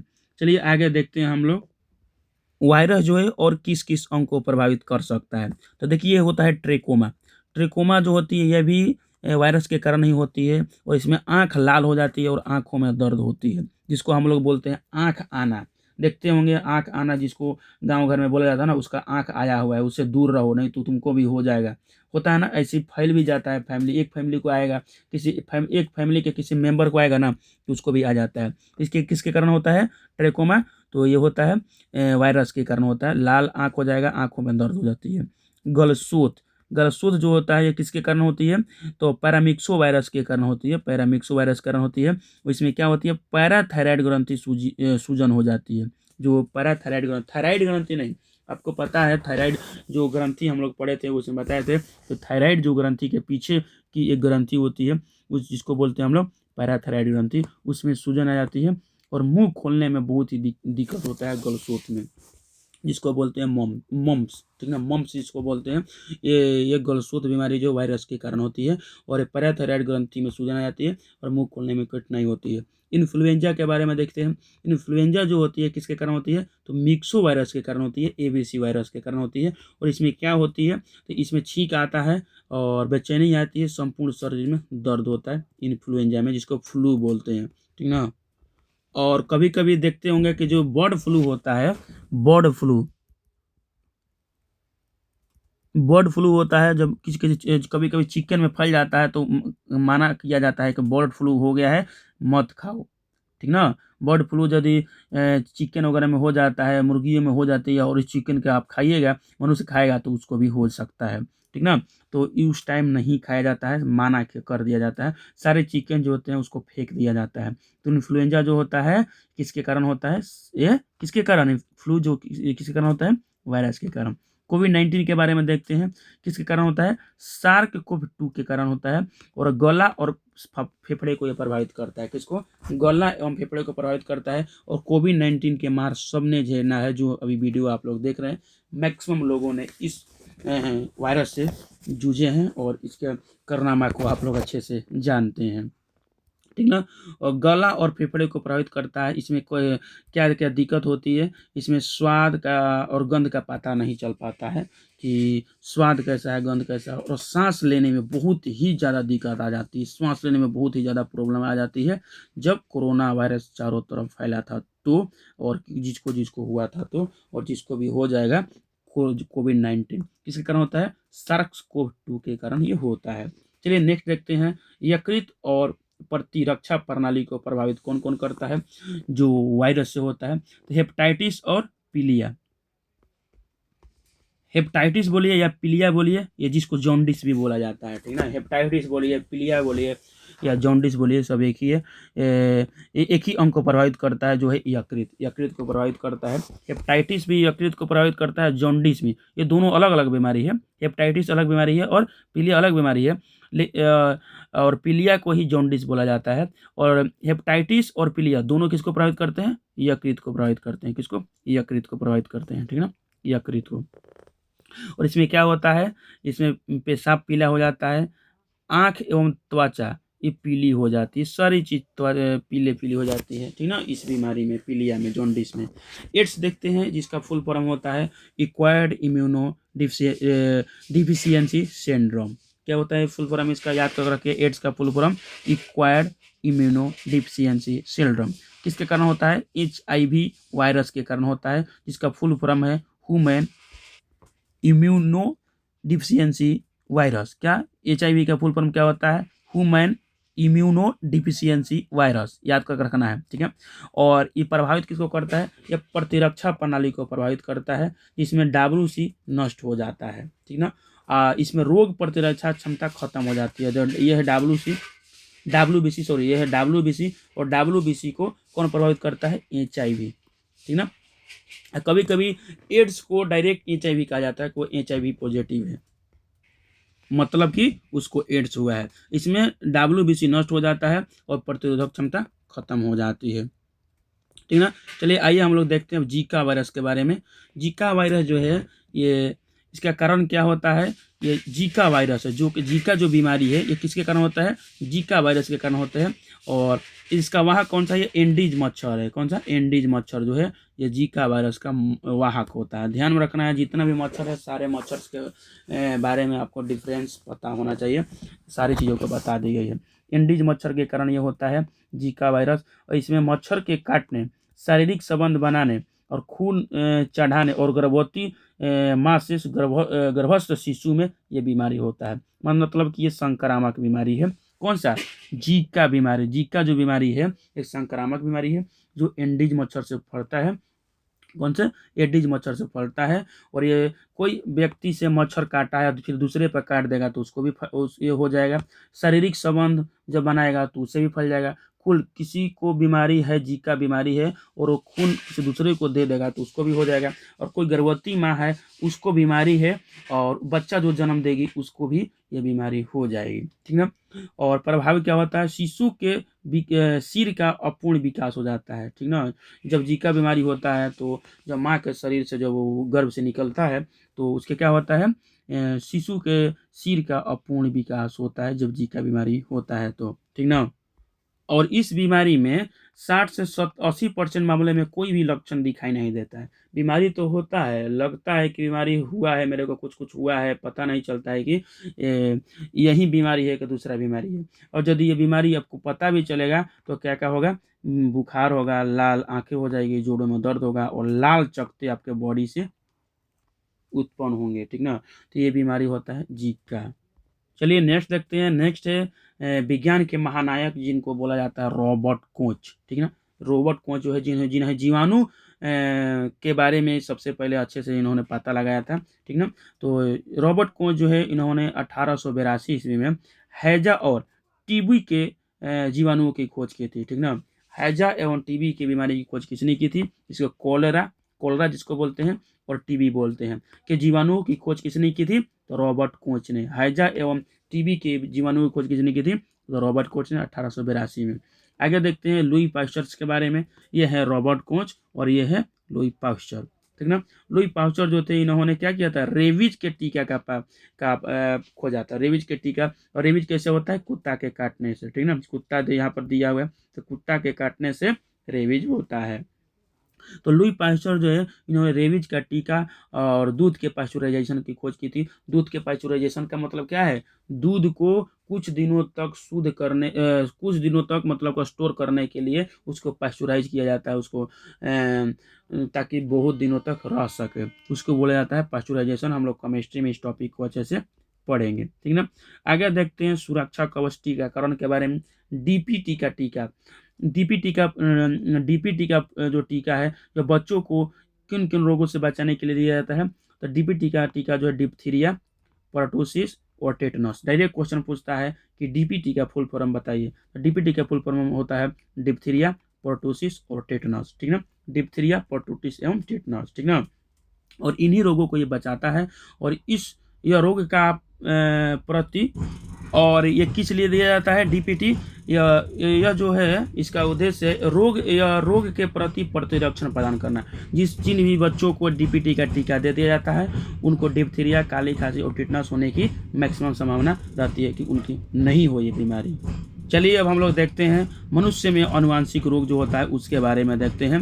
हमारे शरीर के ब्लूप्रिंट को समझेंगे, उसके बाद देखेंगे कि हमारे मनुष्य के शरीर में किस तरह की बीमारी जो होती है और अनुवांशिक होती है जो माता पिता से ट्रांसफ़र होती है। तो देखिए हमारे शरीर के लक्षण हमारे डीएनए और गुणसूत्रों में लिखे होते हैं। हमारे शरीर में जितनी भी लक्षण हैं वो किस में, माने कि अनुवांशिक लक्षण किस में रहते हैं? तो डीएनए में रहते हैं, डीएनए में रहते हैं और गुणसूत्र में रहते हैं, ठीक ना। जब इस ब्लूप्रिंट या निर्देश में कोई गलती हो जाती है तो अनुवांशिक रोग उत्पन्न हो जाता है। अनुवांशिक रोग कैसे उत्पन्न होता है? जब डीएनए और गुणसूत्र में कोई भी प्रॉब्लम हो जाती है तो या इसका निर्देश में कोई गलती हो जाती है तो क्या होता है? ये रोग उत्पन्न हो जाता है, अनुवांशिक रोग उत्पन्न हो जाती है। तो ध्यान में रखना है कि डीएनए और गुणसूत्र में प्रॉब्लम के कारण ही क्या होती है? अनुवांशिक रोग उत्पन्न होती है। और डीएनए और गुणसूत्र में ही हमारे क्या लिखे रहते हैं? सारे लक्षण लिखे रहते हैं। देख सकते हैं यह है गुणसूत्र और यह है डीएनए। चलिए सबसे पहले देखते हैं कौन सा बीमारी है जो अनुवांशिक बीमारी है, ठीक ना। तो वर्णदता जिसको बोलते हैं कलर ब्लाइंडनेस, ठीक है। कलर ब्लाइंडनेस जो होता है इस मतलब बीमारी जो होता है, इस बीमारी में जो रोगी है उसको लाल एवं हरा रंग पहचानने की क्षमता नहीं हो पाती है। इसमें लाल रंग जो है वो हरा दिखाई देने लगता है। इसीलिए जब आप लोको पायलट जो होते हैं, जो रेलवे ड्राइवर होते हैं, उनके एग्जाम में जाइएगा परीक्षा देने, रेलवे का किसी भी एग्जाम्स में मैक्सिमम में कलर ब्लाइंडनेस के जो भी कैंडिडेट होते हैं उनको छाट दिया जाता है। और मैक्सिमम एएलपी और जो गार्ड वगैरह का होता है जिसमें स्टेशन मास्टर वगैरह आते हैं उनकी मेडिकल में कलर ब्लाइंडनेस को मैक्सिमम है कि नहीं लिया जाता है, ठीक ना। और जो कलर ब्लाइंडनेस जो व्यक्ति हैं उनको लाल एवं हरा रंग की पहचान करने की क्षमता खत्म हो जाती है। जिस व्यक्ति को कलर ब्लाइंडनेस है उस व्यक्ति को देखिए यही फल जो सामान्य व्यक्ति है उसको इस तरह का दिखाई देगा, ठीक ना। सामान्य व्यक्ति को इस तरह का दिखाई देगा, लेकिन जो व्यक्ति वर्णांध है जिसको कलर ब्लाइंडनेस है वही फल देखिए किस तरह का दिखाई देगा, ठीक है। तो दोनों में डिफरेंस आ जाता है और इसमें लाल रंग उन लोगों को हरा दिखाई देता है, ठीक ना, हरा दिखाई देता है। चलिए नेक्स्ट देखते हैं हम लोग वर्णांध के बारे में। इस रोग के मुख्य रूप से पुरुष प्रभावित होते हैं। ये जो रोग है जो वर्णांध जो कलर ब्लाइंडनेस बीमारी है इससे ज़्यादा प्रभावित कौन होते हैं? तो ज़्यादा प्रभावित कौन होते हैं? मेल कैंडिडेट ही प्रभावित होते हैं, पुरुष ज़्यादा प्रभावित होते हैं, ठीक ना। और स्त्रियों में यह तभी होता है जब उसके दोनों गुणसूत्र XX प्रभावित होते हैं। स्त्रिया में कब होगा? स्त्रिया में पता है आप लोगों को डबल X पाया जाता है और पुरुष में जो होते हैं वो X और Y पाया जाता है। तो जब स्त्री में दोनों गुणसूत्र प्रभावित होते हैं तो तब इनमें क्या होती है? ये वर्णांध बीमारी होती है। यदि एक गुणसूत्र रहेगा तो उनको वर्णांध बीमारी नहीं होगा। और मैक्सिमम किस में होता है? पुरुषों में होता है। सारे क्वेश्चंस बनते हैं एग्जाम में। और जो वर्णांध जो बीमारी होता है, जो कलर ब्लाइंडनेस जो बीमारी होती है, इस रोग की वाहक कौन होती है? स्त्रियां होती है। खुद फीमेल कैंडिडेट जो होती है इसका वाहक बनती है और उनमें होता नहीं है, समझ लीजिए। जो स्त्रियां जो होती है उनमें होने की संभावनाएं बहुत ही कम होती है, ठीक ना, और खुद इसका वह वाहक बनती है। कितनी बड़ी ये चीज़ ऐसी है जो वर्णांध से संबंधित है। आप लोग को मिथ जानकारी मिली अभी। चलिए आगे देखते हैं हीमोफीलिया। हीमोफीलिया जो बीमारी है इस रोग में व्यक्ति के चोट लगने पर आधा घंटा से लेकर 24 घंटे तक रक्त जो थका नहीं बनता है। मतलब जब आप कहीं पर भी आपका हाथ पैर या किसी में भी कहीं पर भी कट जाएगा तो आपका हाथ पैर में जो ब्लड आने लगेगा तो वो आधा घंटा से लेकर और 24 घंटे के अंदर तक ये क्या होगा? मिनिमम आधा घंटा और मैक्सिमम 24 घंटा तक ब्लड ही नहीं रुकेगा। कम से कम आधा घंटा तो आपका ब्लड बहता ही रहेगा यदि ये बीमारी हो जाएगा हीमोफीलिया तो, ठीक ना। और 24 घंटा तक ये ऐसा होगा। और जो सामान्य जो समय अंतराल है जिसमें आपका मान लीजिए जो नॉर्मल व्यक्ति जिसको हीमोफीलिया नहीं है उस व्यक्ति को यदि हाथ वगैरह कहीं कट जाता है या कहीं पर ब्लड का स्रावन होता है तो 2 से 5 मिनट में अपने आप बंद हो जाता है, ठीक ना, अपने आप बंद हो जाता है नॉर्मल व्यक्ति का। लेकिन जो व्यक्ति हीमोफीलिया रोग से ग्रसित है उसको आधा घंटा से लेकर 24 घंटे तक रक्त थका ही नहीं बन पाता, ठीक ना। और ये एक ऐसी बीमारी है, ये अनुवांशिक बीमारी है। और हेल्डेन है, हेल्डेन एक वैज्ञानिक है, जीव विज्ञानी है, डॉक्टर हैं, चिकित्सक बीमारी वैज्ञानिक है। इनको उन्हें क्या मानना है, इनका क्या मानना है, यह बीमारी जो है ब्रिटेन की महारानी विक्टोरिया से प्रारंभ हुई थी। ब्रिटेन की महारानी जो विक्टोरिया हैं उन्हीं से ये बीमारी का प्रारंभ हुआ, हेल्डेन का मानना है। चलिए आगे देखते हैं कि यह मुख्यतः पुरुषों में होता है, ठीक ना। कौन सा बीमारी, ये बीमारी जो हीमोफीलिया जो होती है ये भी मुख्यतः पुरुषों में होती है। और स्त्रियों में तभी होती है जब इसके दोनों गुणसूत्र प्रभावित होते हैं। जैसे कि कलर ब्लाइंडनेस में भी यही स्थिति थी कि खुद स्त्रियां वाहक बनेगी लेकिन उनको खुद ये बीमारी नहीं होगी। कब होगी, जब उनका दोनों गुणसूत्र प्रभावित हो तब, ठीक ना, ऐसा चीजें हैं। चलिए आगे देखते हैं सिंड्रोम के बारे में। जब गुणसूत्रों की संख्या बदल जाए तब सिंड्रोम बीमारी होती है। सिंड्रोम बीमारी कब होती है, जब गुणसूत्रों की संख्या बदल जाती है। जैसे कि मार्केट में जो किन्नर आते हैं ना, एक स्त्री किन्नर होती है, और एक पुरुष किन्नर होते हैं। तो दोनों को बारे में हम लोग अच्छे से इसमें देखेंगे। तो जब गुणसूत्रों की संख्या बदल जाती है तो उसको बोलते हैं सिंड्रोम। कभी कभी शरीर के निर्माण के समय गुणसूत्रों की संख्या में गड़बड़ी हो जाती है और इसी को सिंड्रोम बोलते हैं। कभी कभी देख सकते हैं कि शरीर का निर्माण हो रही है, कहीं पे यहाँ पे हट गया, घट गया। यहाँ पर तो सही है, देखिए यहाँ पर सही है, यहाँ पर क्या हो गया, यहाँ पर घट गया। और यहाँ पर क्या हो गया, यहाँ पर ये छोटा हो गया, ये मोटा हो गया, इस तरह का हो गया। तो जब गुणसूत्रों की संख्या में ये आगे पीछे हो जाती है तो क्या होगा, बीमारी हो जाती है, क्या, सिंड्रोम, ठीक है। और हमारे शरीर में कितनी है गुणसूत्र की संख्या, कितनी, 46 है, मतलब कि 23 जोड़ी, ठीक ना। तो इस तरह आपको देखना है कि सिंड्रोम बीमारी जो है किस तरह होती है, ठीक ना। आगे देखते हैं हम लोग टर्नर सिंड्रोम। सबसे पहले होता है टर्नर सिंड्रोम, ठीक ना। टर्नर सिंड्रोम के बारे में सबसे पहले देखिए, यह रोग स्त्रियों में होता है। किसमें होता है टर्नर सिंड्रोम, देखिए अनुवांशिक बीमारी में दूसरा नंबर ये था ना हीमोफीलिया, तीसरा नंबर देखिए ये होता है, तीसरा नंबर है टर्नर सिंड्रोम के बारे में हम लोग देखते हैं। तो ये रोग जो होता है टर्नर सिंड्रोम स्त्रियों में होता है। इस रोग जो होता है, इस रोग से ग्रसित स्त्रियों में गुणसूत्रों की संख्या 45 होती है। कितनी होती है, 45 होती है। 45 होती है, मतलब कि 44A प्लस XO। 44A का मतलब क्या है, ए का मतलब बता सकते हैं, 44A का मतलब ऑटोनोमस, ठीक है, ऑटोनोमस होता है। और जो XO होता है यहाँ पर XX होना चाहिए था, समझ रहे हैं, XO हो गया है, यहाँ पर XX होना चाहिए था। तो 44A प्लस में ए का मतलब ऑटोनोमस हो जाएगा। तो 44 तो गुणसूत्र उसके पास था, उसके बाद XX आता तो पूर्ण विकसित ये महिला होती, ठीक ना। तो ये पूर्ण विकसित महिला नहीं हुई क्योंकि X इसका एक प्रभावित हो गया है, इसलिए इसमें 45 गुणसूत्र पाया गया, ठीक है। तो ये टर्नर सिंड्रोम जो है यह स्त्रियों में होता है। इस रोग से ग्रसित स्त्रियों में गुणसूत्रों की संख्या 45 होती है। कितनी होती है, 45 होती है, 44A प्लस 100। इसमें शरीर जो अल्प विकसित हो जाता है, शरीर जो होता है वो पूरी तरह से विकास नहीं होता है। और इसमें कद जो होता है छोटा हो जाता है। जो वक्ष जो होता है, जो स्तन जो होता है वो वक्ष जो है चपटा रहता है, मतलब ज़्यादा इनका स्तन का विकास नहीं हो पाता है, ठीक ना। और क्या होता है, ये जो जननांग जो होता है, इनका जननांग जो होता है, जननांग अविकसित हो जाता है जिससे वे बांझ हो जाती है, स्टेराइल हो जाती है, ये बच्चे को जन्म नहीं दे पाती है, ये जनन क्षमता इनकी खत्म हो जाती है। टर्नर सिंड्रोम स्त्रियों से संबंधित है, ठीक ना।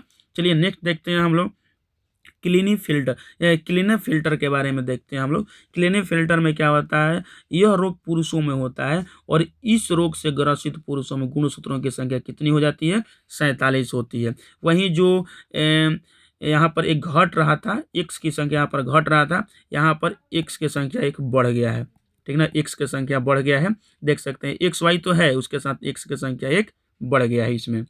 यह रोग जो पुरुषों में होता है, इस रोग से ग्रसित पुरुषों में गुणसूत्रों की संख्या 47 होती है और इसमें पुरुषों का वृषण जो होता है वो अल्प विकसित हो जाता है।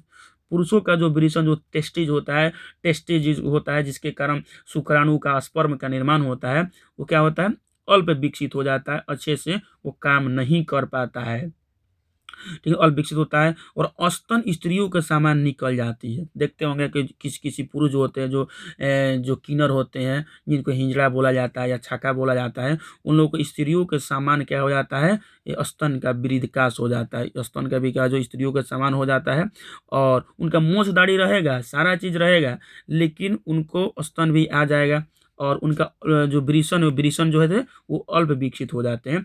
किसके कारण, 47 गुणसूत्र के कारण। और ये कौन सी बीमारी है, क्लिनेफेल्टर बीमारी है। और इस रोग से ग्रसित पुरुष क्या होते हैं, नपुंसक होते हैं। क्या होते हैं, नपुंसक होते हैं। चलिए आगे देखते हैं, एक बीमारी है डाउन सिंड्रोम। क्या होता है, डाउन सिंड्रोम, ठीक है। डाउन सिंड्रोम जो होता है इसे मंगोलिज्म भी कहा जाता है, डाउन सिंड्रोम को मंगोलिज्म भी कहा जाता है। और इस रोग से ग्रसित जो रोगी होता है ये बच्चों में होता है, मैक्सिमम बच्चों में होता है। मंद बुद्धि का होता है, आंखें टेढ़ी हो जाती है, देखिए टेढ़े टेढ़े आंख है ना, इसका टेढ़ी टेढ़ी होती है और जीभ इसकी मोटी हो जाती है और अनियमित शारीरिक जो ढांचा है अनियमित हो जाता है, ठीक ना। इसको बोलते हैं डाउन सिंड्रोम। क्या बोलते हैं, डाउन सिंड्रोम, ठीक ना, इसको बोलते हैं डाउन सिंड्रोम। और इसमें जो 21वां जो होता है, 21वां जोड़ी जो गुणसूत्र वो प्रभावित होती है। जो डाउन सिंड्रोम जो बीमारी होती है इसमें 21वीं जोड़ी जो गुणसूत्र है वो प्रभावित होती है और इसको मंगोलोज बीमारी भी कहते हैं। और ये कौन सी बीमारी है, ये अनुवांशिक बीमारी है। आइए पटाउ सिंड्रोम के बारे में देखते हैं हम लोग। पटाउ सिंड्रोम जो है इसमें रोगी का ऊपर का ओठ बीच से कट जाता है। देख सकते हैं बहुत लोग को ऐसा देखे होंगे जो मार्केट में आप लोग को कहीं कहीं पर दिखाई देते होंगे, ठीक ना। तो ये इस रोग में ये रोगी का ओठ जो होता है बीच से कट जाता है, तालू में भी दरार आ जाता है, ठीक ना, तालू में भी दरार आ जाता है, ठीक ना, तालू में भी दरार आ जाता है। और इस रोग में रोगी जो होता है मंद बुद्धि का होता है और जो नेत्र रोग इसमें भी प्रभावित होता है और बहुत सारी चीज़ें इनको झेलनी पड़ती है, ठीक ना, क्योंकि ओठ ही फट गया तो मार्केट में कहीं पर भी जाएगा तो सब लोग उसी को देखेगा, ठीक ना। तो पटाउ सिंड्रोम के मतलब ओठ फट जाना, तालू में दरार आ जाना और ये अनुवांशिक रोग है, ठीक ना। तो चलिए हम लोग एक बार सारांश देखते हैं। तो जीन में जब दोष होगा तो क्या होगा, जीन में जब दोष होगा तो वर्णांध होगा और हीमोफीलिया होगा। याद रखना है कि जीन में दोष होगा तो वर्णांध होगा, रंग नहीं पहचान पाएंगे, और हीमोफीलिया रक्त का थक्का नहीं बन पाएगा। जैसे कि आप लोग को पता है कि जीन और गुणसूत्र दोनों में दोष होता है तो वर्णांध बीमारी अनुवांशिक बीमारी होती है, ठीक ना। जब जीन और गुणसूत्र दोनों में प्रॉब्लम आती है तो अनुवांशिक बीमारी होती है। तो जीन में जब प्रॉब्लम होगा तो वर्णांध बीमारी होगा, कलर ब्लाइंडनेस और हीमोफीलिया, मतलब ये हमेशा चलता रहेगा। लेकिन गुणसूत्र में जब प्रॉब्लम होगा तो टर्नर सिंड्रोम होगा, क्लिनेफेल्टर होगा, डाउन सिंड्रोम होगा और पटाउ सिंड्रोम होगा। टर्नर सिंड्रोम में क्या होता है, स्त्रियों में प्रभावित होता है। इसमें क्या होता है, 45 गुणसूत्र हो जाते हैं। इसमें एक्स की संख्या कम हो जाती है। क्लिनेफेल्टर में क्या होता है, 47 गुणसूत्र होते हैं, इसमें एक्स की संख्या बढ़ जाती है और पुरुषों में होती है। डाउन सिंड्रोम मंद बुद्धि हो जाता है और पटाउ सिंड्रोम में ओठ फट जाता है। चलिए हम लोग और कुछ बीमारी है उसके बारे में देख लेते हैं अच्छे से। पक्षाघात बीमारी, जिसको पैरालिसिस बोलते हैं। इस रोग में कुछ ही मिनटों में शरीर का आधा भाग शून्य हो जाता है, ठीक ना। देखिए तंत्रिका बहुत सारे हमारे शरीर में फैली हुई है। आप लोग मस्तिष्क जो हम लोग पढ़ा रहे थे, जो नर्वस सिस्टम पढ़ रहे थे उसमें पढ़े थे आप लोग, तो देखिए यहीं से ये टूट जाएगा। जब टूटेगा तो क्या आ जाता है, लाकवा मार देता है, जिसको बोला जाता है पक्षाघात या पैरालिसिस। जब बॉडी में जब तंत्रिका तंत्र टूट जाता है, कहीं पर उसका निष्क्रिय हो जाता है तो उस पूरा बॉडी शून्य हो जाता है। उसका विकास होगा, उस पर ऑक्सीजन का श्रावण होगा, ऑक्सीजन वहाँ पर पहुँचेगा, वहाँ पर हार्मोन वगैरह सारा चीज़ जाएगा, लेकिन केवल और केवल शरीर से नियंत्रण उसका खत्म हो जाएगा, ठीक ना। उस पूरी तरह से शून्य हो जाएगा क्योंकि उसका माइंड कंट्रोल वहाँ से हट जाता है, ठीक ना। तो क्या होता है, इस रोग में कुछ ही मिनटों में शरीर का आधा भाग शून्य हो जाता है और मैक्सिमम चांस होता है कि आधा भाग, मान लीजिए कि बॉडी है, ये मान लीजिए कि बॉडी है, ये हाथ है।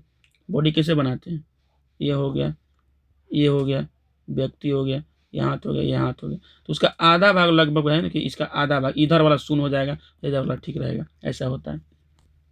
और इसका कारण क्या है? अधिक रक्त दबाव, हाई ब्लड प्रेशर के कारण ऐसा होता है।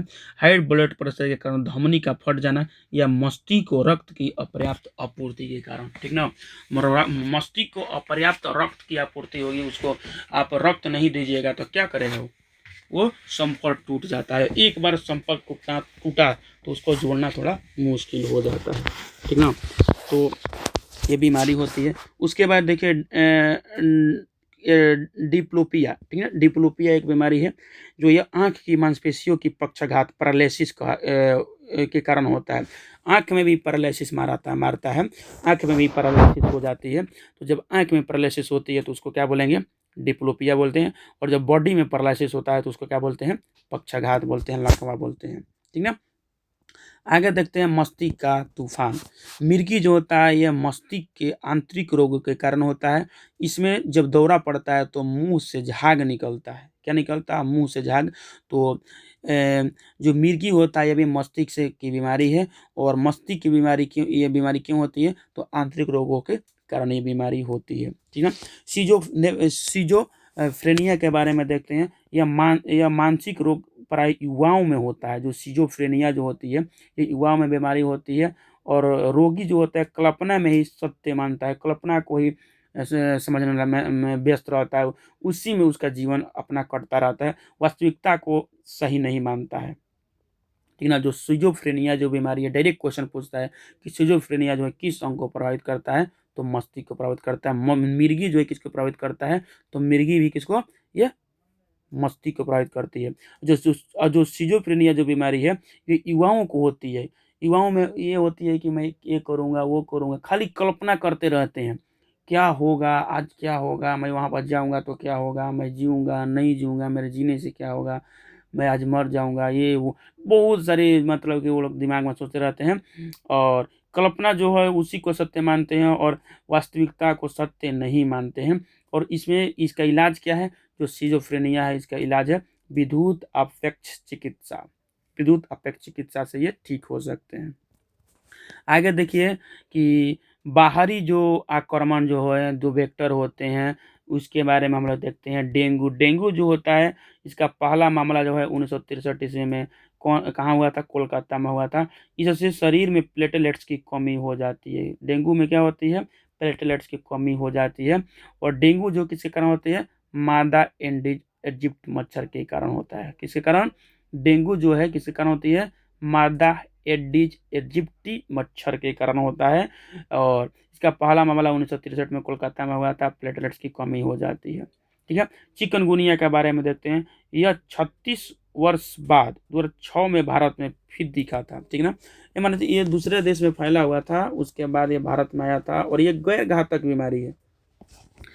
कैसा बीमारी है? एक गैर घातक चिकनगुनिया जो है ये भी एक बीमारी है जो गैर घातक बीमारी है, जिसका मुख्य स्रोत संक्रमित मनुष्य और मच्छर है।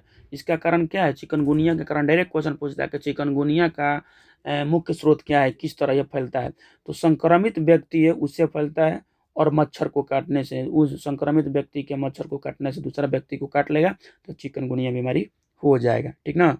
चलिए अब हम लोग देखते हैं पर्यावरण एवं प्रतिक्रिया के द्वारा जो बीमारी होती है उसके बारे में। तो एलर्जी के बारे में देखिए। धुआं, धूल, रसायन या सर्दी से शरीर की विपरीत जो क्रियाएं होती है उसी को एलर्जी कहा जाता है। बहुत सारे लोगों को धूल से एलर्जी होती है, धुआं से एलर्जी होती है, रसायन से एलर्जी होती है, सर्दी से एलर्जी होती है, या अनेक कोई चीज़ खाने पीने से एलर्जी होती है। तो जिससे शरीर पर विपरीत क्रिया पड़े उसी को बोलते हैं एलर्जी। इसमें क्या होता है? खुजली हो जाएगा, फोड़ा हो जाएगा, फुंसी हो जाएगा, एक्जिमा हो जाएगा। ये सारी बीमारी देख सकते हैं किस तरह शरीर में किस तरह कितना ये डेंजर दिख रहा है, ठीक ना। तो एलर्जी के कारण ये सारी चीज़ें होती है, ठीक ना। आगे देखते हैं एक टॉक्सिसिटी होती है, इटाई रोग जो होती है, या कैडमियम रोग के कारण होती है। किस कारण होती है? कैडमियम रोग के कारण इटाई रोग जो होती है, ठीक ना, कैडमियम रोग के कारण। अस्थि कैंसर जो होता है, अस्थि कैंसर, ये देखिए अस्थि कैंसर है। अस्थि कैंसर रेडियो सक्रिय स्ट्रोंसियम 19 के कारण ये अस्थि कैंसर जो है किसके कारण होता है? स्ट्रोंसियम 90 के कारण होता है। स्ट्रोंसियम 90 के कारण अस्थि कैंसर होता है। और इटाई रोग किसके कारण होता है? कैडमियम के कारण। याद करके रखना है, कैडमियम के कारण इटाई रोग ठीक ना। ईटा रोग कैडमियम के कारण, और अस्थि कैंसर जो है वो स्ट्रांसियम 90 के कारण होता है।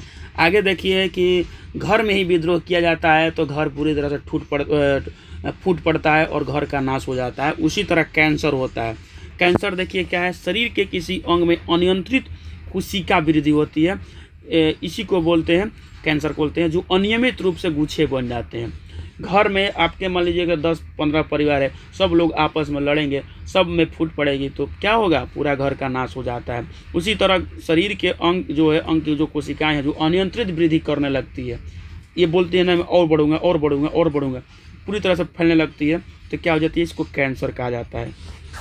कैंसर जो होता है, कैंसर को बनने में देख सकते हैं, कैंसर को बनने में जो टाइम लगता है उसको क्या बोलते हैं, लेटेंट पीरियड बोलते हैं। क्या बोलते हैं, लेटेंट पीरियड, ठीक है। और इसका कारण क्या होता है, रेडॉन गैस उत्कृष्ट गैस है जो कैंसर के इलाज और कारण दोनों के लिए प्रयुक्त होता है। देखिए कारण भी होता है, जो रेडॉन जो गैस होता है ये कैंसर का इलाज भी इससे होता है, और जो रेडॉन गैस है इसके कारण कैंसर होता भी है। देखिए कितना खतरनाक ये है रेडॉन, इसका गुण किस तरह का है, ये कैंसर आपके बॉडी में कर देगा और कैंसर जो है ठीक भी करेगा रेडॉन। तो क्वेश्चन पूछ सकता है कि कौन सी बीमारी, कौन सी जो गैस है जो कैंसर को प्रभावित भी करता है, कैंसर होता भी है हमारे बॉडी में उसके कारण, और कैंसर उससे ठीक भी होता है, तो रेडॉन, ठीक ना। और बहुत सारी कोशिकाएं यदि आपके बॉडी में बढ़ने लगेगी एक ही जगह पर तो क्या हो जाएगी, कैंसर हो जाएगी।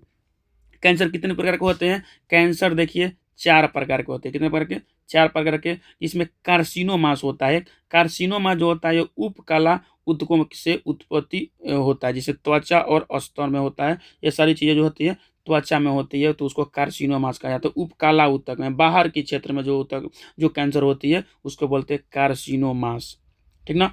सार्कोमास किसको बोलते हैं, जो संयोजी ऊतकों में होती है, जो संयोजी ऊतक जो होती है, जो भीतर होते हैं, जो हड्डी वगैरह में होते हैं, अस्थियों में होती हैं, जो पेशी में होते हैं, उसको क्या बोलते हैं, सार्कोमास बोलते हैं।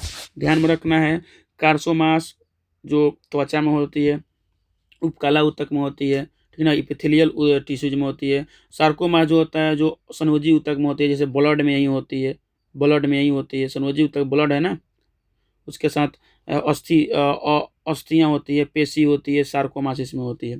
ल्यूकीमियाज किस में होती है, ल्यूकोसाइट जो WBC होते हैं उसमें जब असामान्य वृद्धि होगा, जो असामान्य वृद्धि होगा तो उसको क्या बोलेंगे हम लोग, उसको बोलेंगे हम लोग क्या, ये ल्यूकीमियाज बीमारी होता है, ल्यूकीमियाज, ठीक है।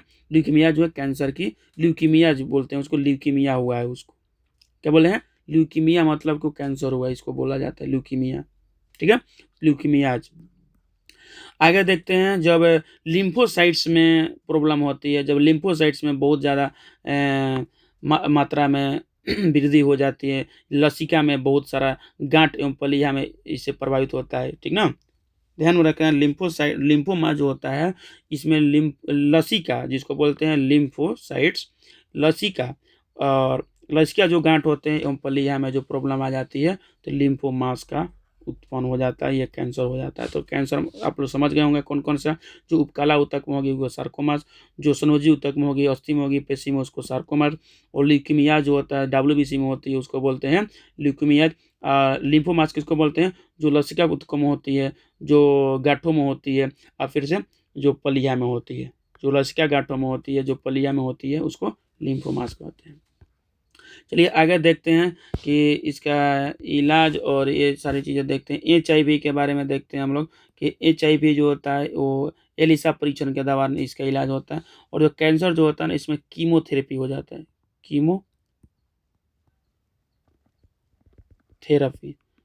कीमोथेरेपी के द्वारा जो है वो कैंसर का इलाज किया जाता है, ठीक है। आगे देखते हैं हम लोग एलिसा, वहीं एलिसा के बारे में। एलिसा जो परीक्षण किसके कारण होता है, किसके लिए होता है, तो एलिसा परीक्षण HIV वायरस की जांच की प्राथमिक प्रणाली है। एलिसा डायरेक्ट क्वेश्चन पूछता है कि एलिसा परीक्षण किसके लिए किया जाता है, तो एड्स की जांच के लिए, ठीक है। उसके बाद देखिए एक होता है वेस्टर्न ब्लड टेस्ट, ठीक है। इसमें क्या होता है, HIV संक्रमण की खास जांच को पॉजिटिव होने पर पुष्टि करती है, ठीक ना। HIV संक्रमण जो होती है उसकी खास जांच जो जो पॉजिटिव होने पर पुष्टि करती है वो वेस्टर्न ब्लड टेस्ट होता है। और HIV-P24 एंटीजन एक होता है, PCR जिसको बोलते हैं, जिससे रोग की तीव्रता की जानकारी मिलती है कि रोग कितना जल्दी फैल रहा है, इसके बारे में पता चलता है किसे, PCR के द्वारा। आगे देखिए CD4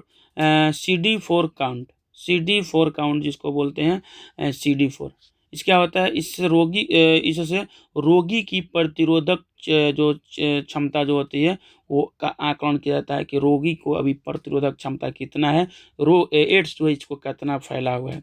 तो ध्यान में रखना है, CD4 के द्वारा उसकी प्रतिरोधक क्षमता मापी जाती है। देखिए जिस तरह आप लोग गेम वगैरह कभी खेलते होंगे तो ये पूरी तरह से ग्रीन होता है, ग्रीन होने के बाद धीरे धीरे कम होता है, फिर कम होता है, फिर यहाँ पर आकर रेड हो जाता है। तो उसी तरह CD4 जो होता है ये प्रतिरोधक क्षमता को मापता है कि कोई भी रोगी जो है जिसको एड्स हुआ है उसको बॉडी में कितना प्रतिरोधक क्षमता अभी बचा हुआ है, और ये तीव्रता को मापती है कि कितने स्पीड से एड्स के विकास हो रहा है। कीमोथेरेपी के बारे में देखते हैं, जिसको बोलते हैं कि चिकित्सा के जनक में बहुत ही ज़्यादा आधुनिकीकरण किया गया है। यह कैंसर के इलाज के लिए किया जाता है। आधुनिक रस्व चिकित्सा के पिता जो है पाउल एहरलिच जो थे, इन्होंने इस शब्द का प्रयोग किया था, किसका, तो कीमोथेरेपी का। और इसका प्रयोग किस लिए किया जाता है, इसमें क्या किया जाता है, तो बीमारी के उपचार में रसायन का प्रयोग करना ही कीमोथेरेपी कहा जाता है। बीमारी के उपचार में जब रसायन का प्रयोग किया जाता है तो कीमोथेरेपी कहा जाता है, और इसका मैक्सिमम यूज कहाँ किया जाता है, कैंसर के उपचार में, और पाउल एहरलिच ने इस शब्द का प्रयोग सबसे पहले किया था। ठीक है, आगे देखते हैं कि CAR-T सेल थेरेपी, इसे लिविंग ड्रग्स भी कहते हैं। CAR-T सेल थेरेपी जो है इसको लिविंग ड्रग्स भी कहते हैं। इसमें क्या होता है, रोगी की T कोशिकाओं को प्रयोगशाला में संशोधित किया जाता है। क्या किया जाता है, रोगी जो होता है उसकी जो T कोशिकाएं जो होती है, T कोशिकाएं क्या करती है कि प्रतिरोधक क्षमता को बढ़ाती है ना। जैसे कि आप लोग पढ़े थे कि जो हमारे बॉडी में जो ये T कोशिकाएं हैं, जो हमारे बॉडी में T कोशिकाएं वो प्रतिरोधक क्षमता रखती है, मतलब कि WBC के समान कार्य करती है। तो उसी में संशोधन T कोशिका में प्रयोगशाला में संशोधन किया जाता है, ल्यूकीमिया और लिम्फोमास के लिए मंजूर किया जाता है। ठीक है, यह सीधे प्रतिरक्षा प्रणाली को प्रेरित करता है, जो प्रतिरक्षा प्रणाली है उसको डायरेक्ट प्रेरित करता है। CAR-T सेल मतलब उसको, मतलब कि विकास करता है। प्रेरित मतलब क्या, मतलब कि उसको प्रेरित करना मतलब आगे बढ़ाना, उसको ये करना। ठीक है, आगे देखते हैं हम लोग सुरक्षा कवच मिशन इंद्रधनुष। मिशन इंद्रधनुष जो है 25 दिसंबर 2014 को शुरू की गई थी। अब ये चैप्टर कंप्लीट हो गया, थोड़ा सा और 1-2 स्लाइड होगा, ठीक ना।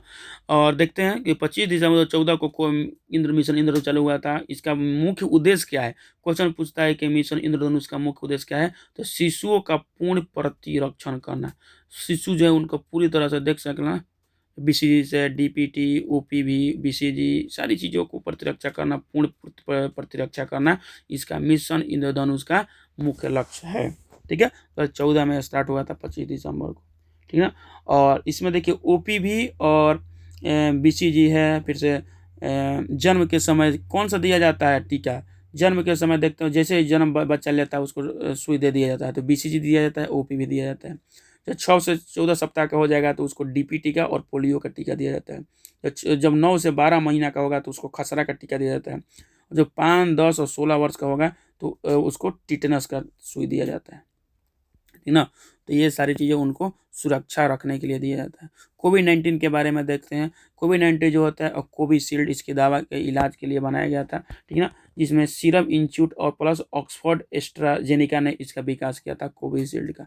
ये कोविड-19 की रक्षा के लिए वैक्सीन बनाई गई थी कोविशील्ड। कोवैक्सीन जो है ये भारत बायोटेक ने बनाया था। स्पुतनिक 5 इसको किसने बनाया था, रूस ने बनाया था।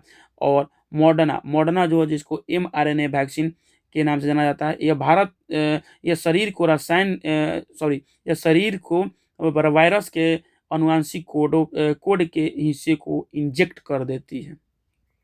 मॉडर्ना जो होती है ये क्या करती है, मॉडर्ना जो होती है इसको mRNA वैक्सीन भी कहा जाता है। यह शरीर को वायरस के जो अनुवांशिक कोड है उसके हिस्से को इंजेक्ट करती है, ठीक ना।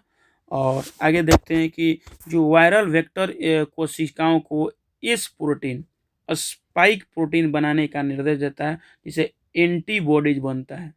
जो वायरल वेक्टर कोशिकाएं हैं, जो वायरल जो वेक्टर कोशिकाएं हैं, उसको क्या करता है, ये कौन करता है, तो ये करता है, ठीक है ना। ये मॉडर्ना का काम क्या है, वायरल वेक्टर जो कोशिकाएं हैं उसको एस प्रोटीन बनाने का निर्देश देता है, जिससे एंटीबॉडी का निर्माण होता है। एस प्रोटीन का प्रयोग किस कहाँ किया जाता है, तो एंटीबॉडी के निर्माण में, ठीक ना। तो आगे देखते हैं हम लोग अरक्तता, जिसको एनीमिया कहा जाता है। तो लोहे की कमी से कौन सी बीमारी होती है, एनीमिया हो जाती है। लोहे की कमी से, बॉडी में जहाँ लोहे की कमी हुई तो कौन सी बीमारी हो जाएगी, एनीमिया। आगे देखते हैं प्रोबायोटिक्स। जब आपको पेट में दर्द होगा, अपच होगा, तो डॉक्टर जो है कौन सी दवा देगा, प्रोबायोटिक्स देगा। क्या देगा, प्रोबायोटिक्स। पेट दर्द और अपच के लिए डॉक्टर जो होता है प्रोबायोटिक्स की सलाह देते हैं। यह पाचन क्रिया को बढ़ाते हैं, जो प्रोबायोटिक्स हो जाए पाचन क्रिया को बढ़ाते हैं और अच्छे विषाणुओं की संख्या को वृद्धि करते हैं हमारे बॉडी में। प्रोबायोटिक्स जो होते हैं, जो कुछ विषाणु जो होते हैं, कुछ जीवाणु जो होते हैं हमारे बॉडी के लिए हेल्पफुल होते हैं। तो जो प्रोबायोटिक्स जो होते हैं, ये अपच, पेट में दर्द रहेगा या अपच रहेगा तो डॉक्टर कहेगा कि प्रोबायोटिक्स ले लेना। यह क्या करता है, यह पाचन क्रिया को बढ़ाता है और अच्छे जो विषाणु जो होते हैं, जो अच्छे जो बैक्टीरिया होते हैं, उनको शरीर में इसकी वृद्धि करता है। एक स्वस्थ शरीर एक स्वस्थ भविष्य का मुख्य पहचान है। जब तक आप स्वस्थ नहीं रहिएगा, आप कितना भी पैसा कमा लीजिए, आप कितना भी स्टडी कर लीजिए, आपकी कोई भी प्रॉफिट, आपकी कोई भी वैल्यू नहीं रहेगी। क्योंकि जब तक आप अच्छे से नहीं घूम पाएंगे, नहीं खा पाएंगे, आप किस तरह आप अपनी जीवन को जी सकेंगे अच्छे से। तो हम लोगों ने सारी चीज़ों को अच्छे से समझ लिए।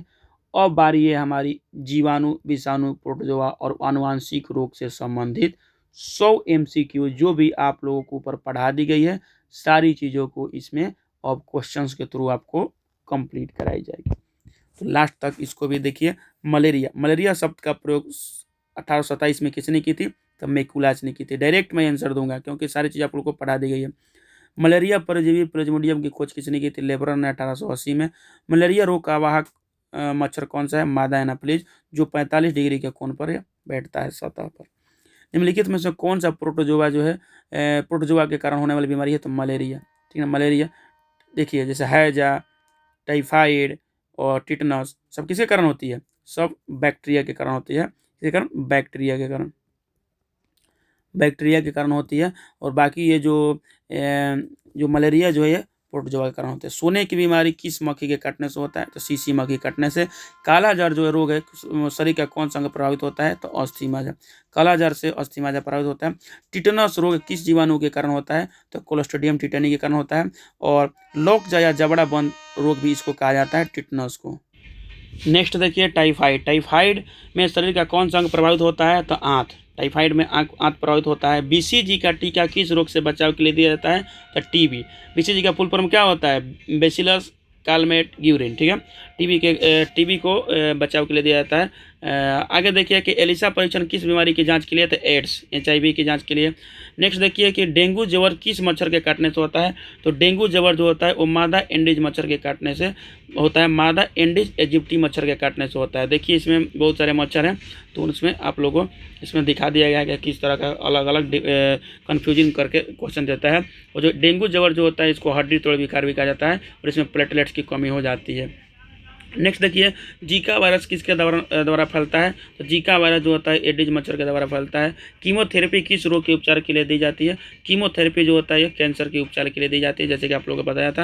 हीमोफीलिया एक अनुवांशिक रोग है, इसका मुख्य लक्षण क्या है। हीमोफीलिया जो होता है इसमें थक का रक्त नहीं बन पाता है। और वर्णता में रोगी किस अंग में अंतर नहीं, वर्णता जो कलर ब्लाइंडनेस जो होता है वे रोगी जो होता है किन रंगों में अंतर नहीं कर पाता है, तो लाल एवं हरा रंग में वो अंतर नहीं कर पाता है। टर्नर सिंड्रोम जो होता है इसमें गुणसूत्रों की संख्या कितनी होती है, तो टर्नर सिंड्रोम में गुणसूत्रों की संख्या 45 होती है। इसमें 44 ऑटोनोमस होते हैं और एक एक्स होता है, और एक एक्स जो होता है एक्स की कमी हो जाती है। एरो किस में होती है, वो स्त्रियों में होती है, ये इस स्त्री कीनर होता है। डाउन सिंड्रोम जो होता है को और किस नाम से जाना जाता है, तो डाउन सिंड्रोम को मंगोलिज भी कहा जाता है। जैसे मंद बुद्धि हो जाता है इसमें, ठीक ना, आंख टेढ़ी हो जाती है। फाइलेरिया रोग का वाहक कौन सा है, फाइलेरिया क्यूलेक्स मच्छर होता है। देखिए सारे मच्छर ही है, ठीक ना, मक्खी भी है इसमें, लेकिन सारे मच्छर भी हैं, लेकिन इसमें याद करना है कि क्यूलेक्स मच्छर होता है। और फाइलेरिया को कौन और किस नाम से जाना जाता है? हाथी पाँव के नाम से जाना जाता है। एथलीट फुट हो जाता है, एथलीट फुट नामक बीमारी किससे होती है? तो फंगस के कारण होती है, ठीक ना।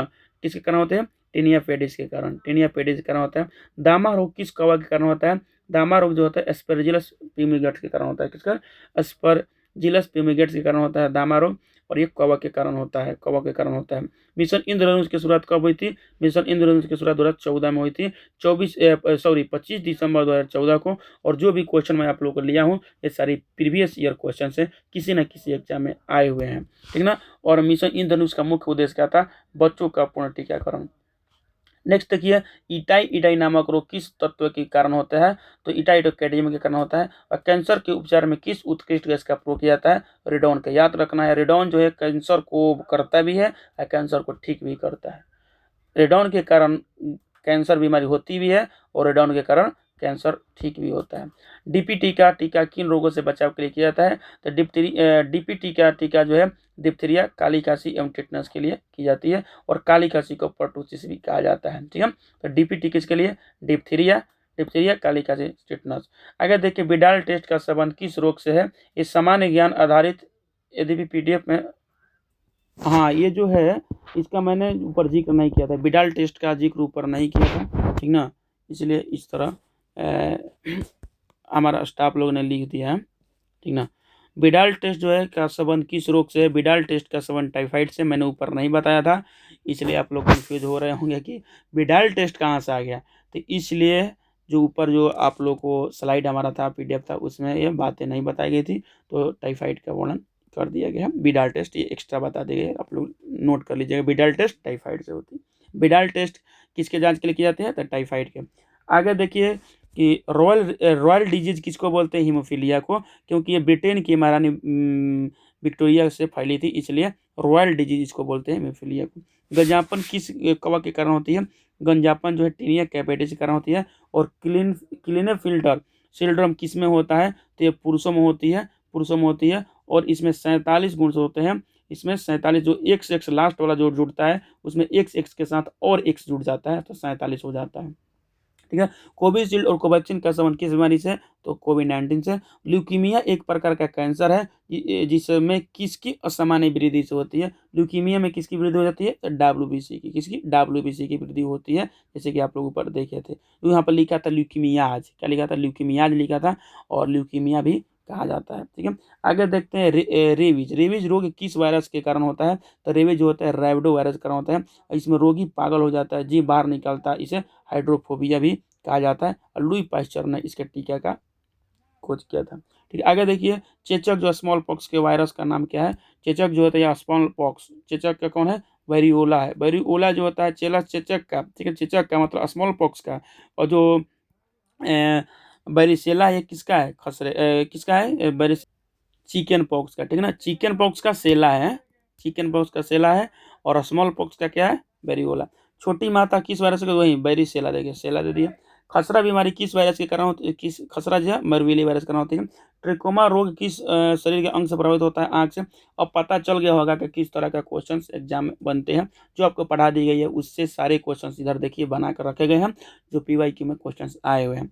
और ट्रिकोमा जो होता है ये आँख प्रभावित करता है, और आँख लाल हो जाता है, और आँख में दर्द हो जाता है, जिसको हम लोग गांव देहात में क्या बोलते हैं? आँख आना, ठीक है। आगे देखिए, एड्स में डब्ल्यूबीसी की कौन सी कोशिका नष्ट हो जाती है? तो इसमें टी लिम्फोसाइट्स जो होते हैं, सीडी जो होते हैं, टी लिम्फोसाइट्स जो होते हैं नष्ट हो जाते हैं, टी लिम्फोसाइट्स नष्ट हो जाते हैं। CD4 काउंट से रोगी की प्रतिरोधक क्षमता का ज्ञान किया जाता है कि कितनी उसकी प्रतिरोधक क्षमता है। किससे? CD4 टेस्ट से। CD4 टेस्ट से पता चलता है कि अभी उसकी प्रतिरोधक क्षमता कितना है। और टी लिम्फोसाइट जो उसकी नष्ट हो जाती है, जो कि प्रतिरोधक क्षमता को बनाए रखती है, ठीक ना, ये एड्स बीमारी में। आगे देखिए हैं कि पीलिया रोग से कौन सा अंग प्रभावित होता है? यकृत प्रभावित होता है, लीवर। मेनिंजाइटिस रोग किस अंग को प्रभावित करती है? मेनिंजाइटिस मस्तिष्क को। लकवा का मुख्य कारण क्या है? लकवा का मुख्य कारण है उच्च रक्तचाप के कारण धमनी का फट जाना, या मस्तिष्क को ऑक्सीजन का प्रवाह अच्छे से नहीं हो पाना। सिजोफ्रेनिया कैसा रोग है? तो ये मानसिक बीमारी है, जो रोगी जो हमेशा कल्पना को ही सत्य मानता है। डिप्लोमिया रोग का संबंध किस अंग से है? तो आंख से है। आँख की मांसपेशियों का पक्षघात हो जाता है उसको डिप्लोपिया बीमारी कहा जाता है। कीमोथेरेपी शब्द का प्रयोग सबसे पहले किसने किया था? तो पाउल एहरलिच ने किया था। कब? 2013 ईस्वी में। उन्हें आधुनिक रसो चिकित्सा का जनक कहा जाता है। किसको? पाउल एहरलिच को। और केमोथेरेपी का प्रयोग कहाँ किया जाता है? कैंसर के उपचार में। अस्थि कैंसर किस रेडियो सक्रिय तत्व के कारण होता है? अस्थि कैंसर जो है स्ट्रोंशियम 90 के कारण होता है। किसके कारण? स्ट्रोंशियम 90 के कारण होता है। CAR-T सेल थेरेपी का उपयोग किस रोग के इलाज में होता है? CAR-T सेल जो होता है वो कैंसर, जो ल्यूकीमिया और लिम्फोमा के इलाज में किया जाता है। ठीक है ना। इसे लिविंग ड्रग्स भी कहा जाता है। किसको? CAR-T सेल थेरेपी को लिविंग ड्रग्स भी कहा जाता है। इसमें उसके टेस्ट किया जाता है कि उसकी कोशिका का कि क्या हुआ है। तो कैंसर के इलाज में CAR-T सेल थेरेपी किया जाता है। चिकनगुनिया किस मच्छर के काटने से होता है? तो मादा एडिज इजिप्ट मच्छर के। और डेंगू भी इसी मच्छर के काटने से होता है। आप लोग को ध्यान देना दिए होंगे तो आप लोग को याद होगा। चिकनगुनिया और जो डेंगू है वो मादा एडिज इजिप्ट मच्छर के काटने से होता है। वेस्टर्न ब्लड टेस्ट किस बीमारी की पुष्टि करता है? वेस्टर्न ब्लड टेस्ट होता है BT टेस्ट होता है वो HIV की जांच के लिए किया जाता है। हैजा किस जीवाणु के कारण होता है? तो विब्रियो कोलरी। काली खांसी किस जीवाणु से होता है? काली खांसी हो जाता है हीमोफिलस परटूसिस के कारण होता है काली खांसी। हीमोफिलस परटूसिस के कारण होता है काली खांसी। और प्लेग रोग का कारक जीवाणु कौन सा होता है? प्लेग किस जीवाणु के कारण होता है? तो पास्चुरेला पेस्टिस के कारण प्लेग होता है। और बहुत तेज बुखार होता है और शरीर पर गिल्टियाँ बन जाती है। सिफिलिस रोग किस जीवाणु के कारण होता है? सिफिलिस जो होता है वो ट्रेपोनोमा पैलिडम के कारण होता है। सिफिलिस जो होता है किस जीवाणु के कारण होता है? ट्रेपोनोमा पैलिडम के कारण होता है सिफिलिस। और इसमें अंग कौन सा प्राप्त होता है? सीसन प्राप्त होता है। ठीक ना। अगर देखिए गोनोरिया रोग जो होता है कि कौन सा अंग को प्रभावित करता है? तो मूत्र को प्रभावित करता है। ठीक ना। और पेप्टिक अल्सर जो होता है किस जीवाणु के कारण होता है? पेप्टिक अल्सर तो हेलिकोबैक्टर पाइलोरी के कारण होता है। नेक्स्ट देखते हैं हम लोग खाज नामक रोग जो है किस कवक के कारण होता है? खाज जो होता है एक रस स्केवेज के कारण होता है। उसमें त्वचा पर खुजली और दाग आ जाते हैं। दाद किस कवक के कारण होता है? दाद जो होता है वो ट्राइकोफैटान लेस्कोसाई के कारण होता है। किसके कारण? ट्राइकोफैटान लेरुकोसम के कारण। ट्राइकोफैटान लेरुकोसम के कारण होता है दाद। ठीक ना। ये कवक के कारण बीमारी है। आगे देखिए पायरिया किस परजीवी के कारण होता है? पायरिया जो होता है वो एंट अमीबा जिंजिविलिस के कारण होता है। और ये प्रभावित अंग मसूड़ा होता है। पेचिस जो है किस परजीवी से प्रभावित होता है? पेचिस जो होता है एंट अमीबा हिस्टोलिटी के कारण होता है। और प्रभावित अंग जो होता है आंत होता है। पटाउ सिंड्रोम जो होता है, पटाउ सिंड्रोम का मुख्य कारण क्या है? पटाउ सिंड्रोम का मुख्य कारण जो है पटाउ सिंड्रोम का मुख्य लक्षण क्या है? पटाउ सिंड्रोम का मुख्य लक्षण जो होता है वो ऊपर का ओठ फट जाना इसका मुख्य लक्षण है। और क्या होता है इसमें? तालू में दरार आ जाती है। मिर्गी को और किस नाम से जाना जाता है? तो मिर्गी को और अपस्मार के नाम से जाना जाता है। आधुनिक mRNA तकनीक पर आधारित कोविड वैक्सीन कौन सी है? तो मोर्डाना जो आप लोग को बताया गया था। mRNA आधारित कौन सी वैक्सीन जो है जो कोविड के लिए वैक्सीन है वो मोर्डाना। आगे देखिए फाइलेरिया किस कृमि के कारण होता है? तो फाइलेरिया ब्रैंकोफाटाई के कारण होता है फाइलेरिया। निमोनिया रोग किस जीवाणु के कारण होता है? निमोनिया जो है डिप्लोकोकस निमोनिया के कारण होता है। और निमोनिया से कौन सा प्रभावित होता है? पेपड़ा। कोढ़ या कुष्ठ रोग किस जीवाणु से होता है? कोढ़ या कुष्ठ रोग जो होता है माइकोबैक्टीरियम लेपिरी कारण होता है। इससे प्रभावित अंग कौन सा होता है? त्वचा तंत्र एवं तंत्रिका तंत्र एवं त्वचा। कौन सा? तंत्रिका तंत्र एवं त्वचा। नेक्स्ट देखिए टर्नर सिंड्रोम से ग्रसित स्त्रियों में कौन सा लक्षण दिखाई देता है? इनके जो जनन अंग होते हैं और विकसित हो जाते हैं और ये बंझापन माने स्टेराइल होती है। ठीक है। क्लीनेफेल्टर सिंड्रोम से ग्रसित पुरुषों में क्या बदलाव होता है? तो इनके वृषण जो होते हैं वो अल्पविकसित होते हैं और स्त्रियों के समान इनको स्तन निकल आता है। ठीक ना। और ऐसे पुरुष नपुंसक होते हैं। पटाउ सिंड्रोम में कौन सी अंग प्रभावित होता है? पटाउ सिंड्रोम में ऊपर के ओठ जो फट जाते हैं। ठीक है। गंजापन रोग किस कवक के कारण होता है? तो गंजापन जो है टीनिया कैपेडिस के कारण होता है और सिर के बाल गिर जाते हैं। एथलीट फूड रोग में त्वचा का क्या प्रभावित होता है? तो एथलीट फूड में त्वचा पर क्या प्रभाव पड़ता है? तो एथलीट फूड में त्वचा जो है फट जाती है एवं मोटी हो जाती है। काला जार पर परजीवी कौन सा होता है? काला जार जो है उसका परजीवी कौन सा है? लिस्मेनिया डोनावाली। कालाजार का परजीवी लिस्मनिया डोनावाली, और इसका वाहक कौन सा है? बालू मक्खी। पायरिया जो है, पायरिया रोग में मसूड़ों से रक्त निकलता है, इसका परजीवी कौन सा है? पायरिया का परजीवी एंटमीबा जिंजावेली से। सोने की बीमारी किस परजीवी के कारण होता है? सोने की बीमारी जो ट्रिपनोसोमा परजीवी के कारण होता है, ये परजीवी है। ठीक है। मलेरिया परजीवी प्लाज्मोडियम फाल्सिफेरम की विशेषता क्या है? इसकी विशेषता क्या है? यह सबसे घातक मलेरिया के कारण बनता है। ठीक ना। इसके कारण जो मलेरिया परजीवी जो प्लाज्मोडियम फाल्सिफेरम है, इसके कारण सबसे घातक मलेरिया बनता है। प्लाज्मोडियम विवैक्स किस प्रकार के मलेरिया का कारण है? तो आवर्ती मलेरिया, एक कम विषैला होता है जो बार बार होता है, मतलब कि आवर्ती रिकरेंट मलेरिया जो होता है प्लाज्मोडियम विवैक्स के कारण होता है। कौन सा? ये आवर्ती मलेरिया, मतलब एक कम विषैला होता है। मादा एनाफिलीज मच्छर मच्छर जो होता है बैठने पर सतह से कितना डिग्री का कोण बनाता है? तो एनाफिलीज जो होता है ये 45 डिग्री का कोण बनाता है। और मादा क्यूलिक्स मच्छर बैठने पर कैसे दिखाई देता है? तो ये सतह के समानांतर दिखाई देता है। क्यूलिक्स जो होता है सतह के समानांतर, और जो मादा एनाफिलीज जो होता है 45 डिग्री के कोण पर रहता है। आगे देखिए कि हैजा और टीबी कि ये जीवाणुओं की खोज किसने की थी 1882 ईस्वी में? तो रॉबर्ट कोच ने इसकी खोज की थी। हैजा एवं इसको कोलरा एवं टीबी के जीवाणुओं की खोज 1882 ईस्वी में रॉबर्ट कोच ने किया था। रॉबर्ट हुक मत मार दीजिएगा, यहाँ रॉबर्ट कोच मारिए। रेबीज का टीका और दूध का पाश्चराइजेशन की खोज किसने की थी? तो लुई पाश्चर ने रेबीज का टीका और दूध के पाश्चराइजेशन की खोज की थी। बच्चों में डीपीटी का टीका किस उम्र में दी जाती है? बच्चों में डीपीटी का टीका जो है ये 6, 10, 18 सप्ताह की उम्र में दी जाती है, और जब 16 और 24 माह के हो जाते हैं उस टाइम ये बूस्टर डोज इनको दी जाती है। खसरा का टीका किस आयु में लगाया जाता है? खसरा का टीका जो 9 से 12 माह की आयु में लगाई जाती है। लोहे की कमी से कौन सी बीमारी होती है? लोहे की कमी से एनीमिया बीमारी होती है। हमारे देश में डेंगू ज्वर का पहला मामला कब सामने आया था और कहाँ सामने आया था? तो 1963 ईस्वी में कोलकाता में सामने आया था। कोविड-19 वायरस का वैज्ञानिक नाम क्या है? कोविड-19 वायरस का वैज्ञानिक नाम क्या है? सार्स-कोवी-2। ठीक है। कोविड-19 वायरस का वैज्ञानिक नाम क्या है? सार्स-कोवी-2। आगे देखिए कि अतिसार रोग किस परजीवी के कारण होता है? तो एस्केरिच लूमी क्राइटिस के कारण होता है, जो एक नोमोटोड होता है और ये घरेलू मक्खी द्वारा फैलता है। अतिसार रोग बच्चों में अधिक पाया जाता है। इसमें कौन सा एंजाइम की कमी हो जाती है? तो ट्रिप्सिन एंजाइम की कमी हो जाती है। यह प्रोटीन को पहचानने वाला एंजाइम है। आगे देखिए सिफिलिस रोग जो होता है वो जीवाणु ट्रेपोनोमा पैलिडम शरीर के किस अंग को प्रभावित करता है?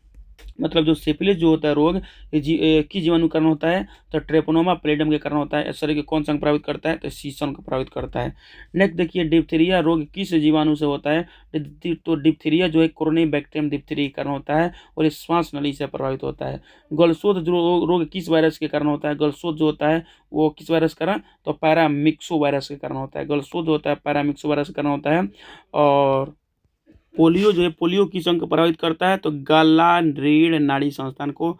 इन्फ्लुएंजा किस वायरस से होता है? इन्फ्लुएंजा मिक्स वायरस के कारण होता है, जो गलसोत छींक और बेचैनी इसमें होती है। हर्पीज रोग में कौन सा अंग प्रभावित होता है? तो त्वचा हर्पीज रोग में प्रभावित होते हैं, त्वचा में सूजन आ जाती है। डाउन सिंड्रोम से ग्रसित रोगी की जीभ कैसी होती है? तो मोटी हो जाती है, शारीरिक ढांचा बिगड़ जाता है। कार्सिनोमास कैंसर की उत्पत्ति किन ऊतकों में होती है? तो कार्सिनोमास उपकला ऊतक में होती है। सार्कोमास कैंसर शरीर के किन भागों में होता है? सार्कोमास जो होता है वो सुनोजी ऊतक, अस्थियां और पेशियों में होता है। लिम्फोमास कैंसर कहाँ होता है? लिम्फोमास जो होता है लसिका गांठों एवं पलिया में होता है। ठीक ना। लिम्फोमास लसिका गांठों एवं पलिया में होता है। सीजोफ्रेनिया के उपचार में कौन सी चिकित्सा प्रयोग की जाती है? तो विद्युत अपेक्ष चिकित्सा प्रयोग की जाती है। जबड़ा बंद होना किस बीमारी का प्रमुख लक्षण है?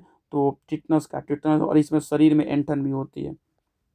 ओपीवी पोलियो की खुराक से लगभग कितनी प्रतिशत सुरक्षा मिलती है? ओपीवी से 100% तक सुरक्षा मिलती है। ठीक है। ओपीवी किसका?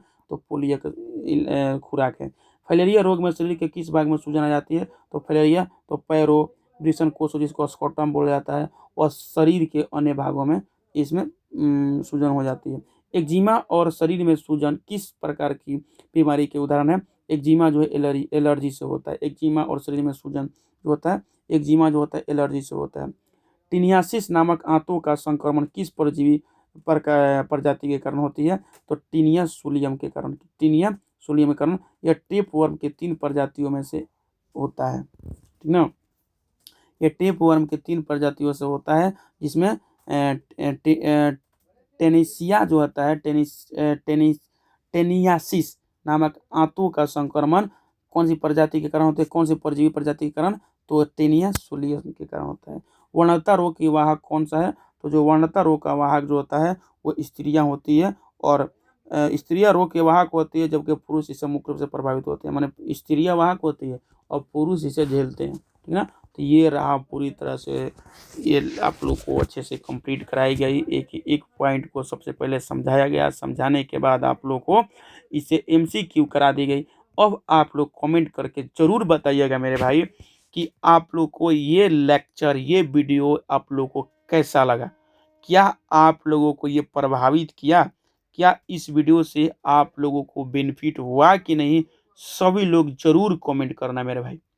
और लाइक तो करना ही करना है, क्योंकि मेहनत की जा रही है, तो आपको भी दिख रही है कि मेहनत हो रहा है आपके लिए। तो लाइक करिए, सब्सक्राइब करवाइए दोस्तों से, ताकि उन लोगों को भी प्रॉफिट हो, और खूब पढ़िए, कैसे भी करके जल्दी से जल्दी सिलेक्शन ले लेना है। बाय बाय मेरे भाई।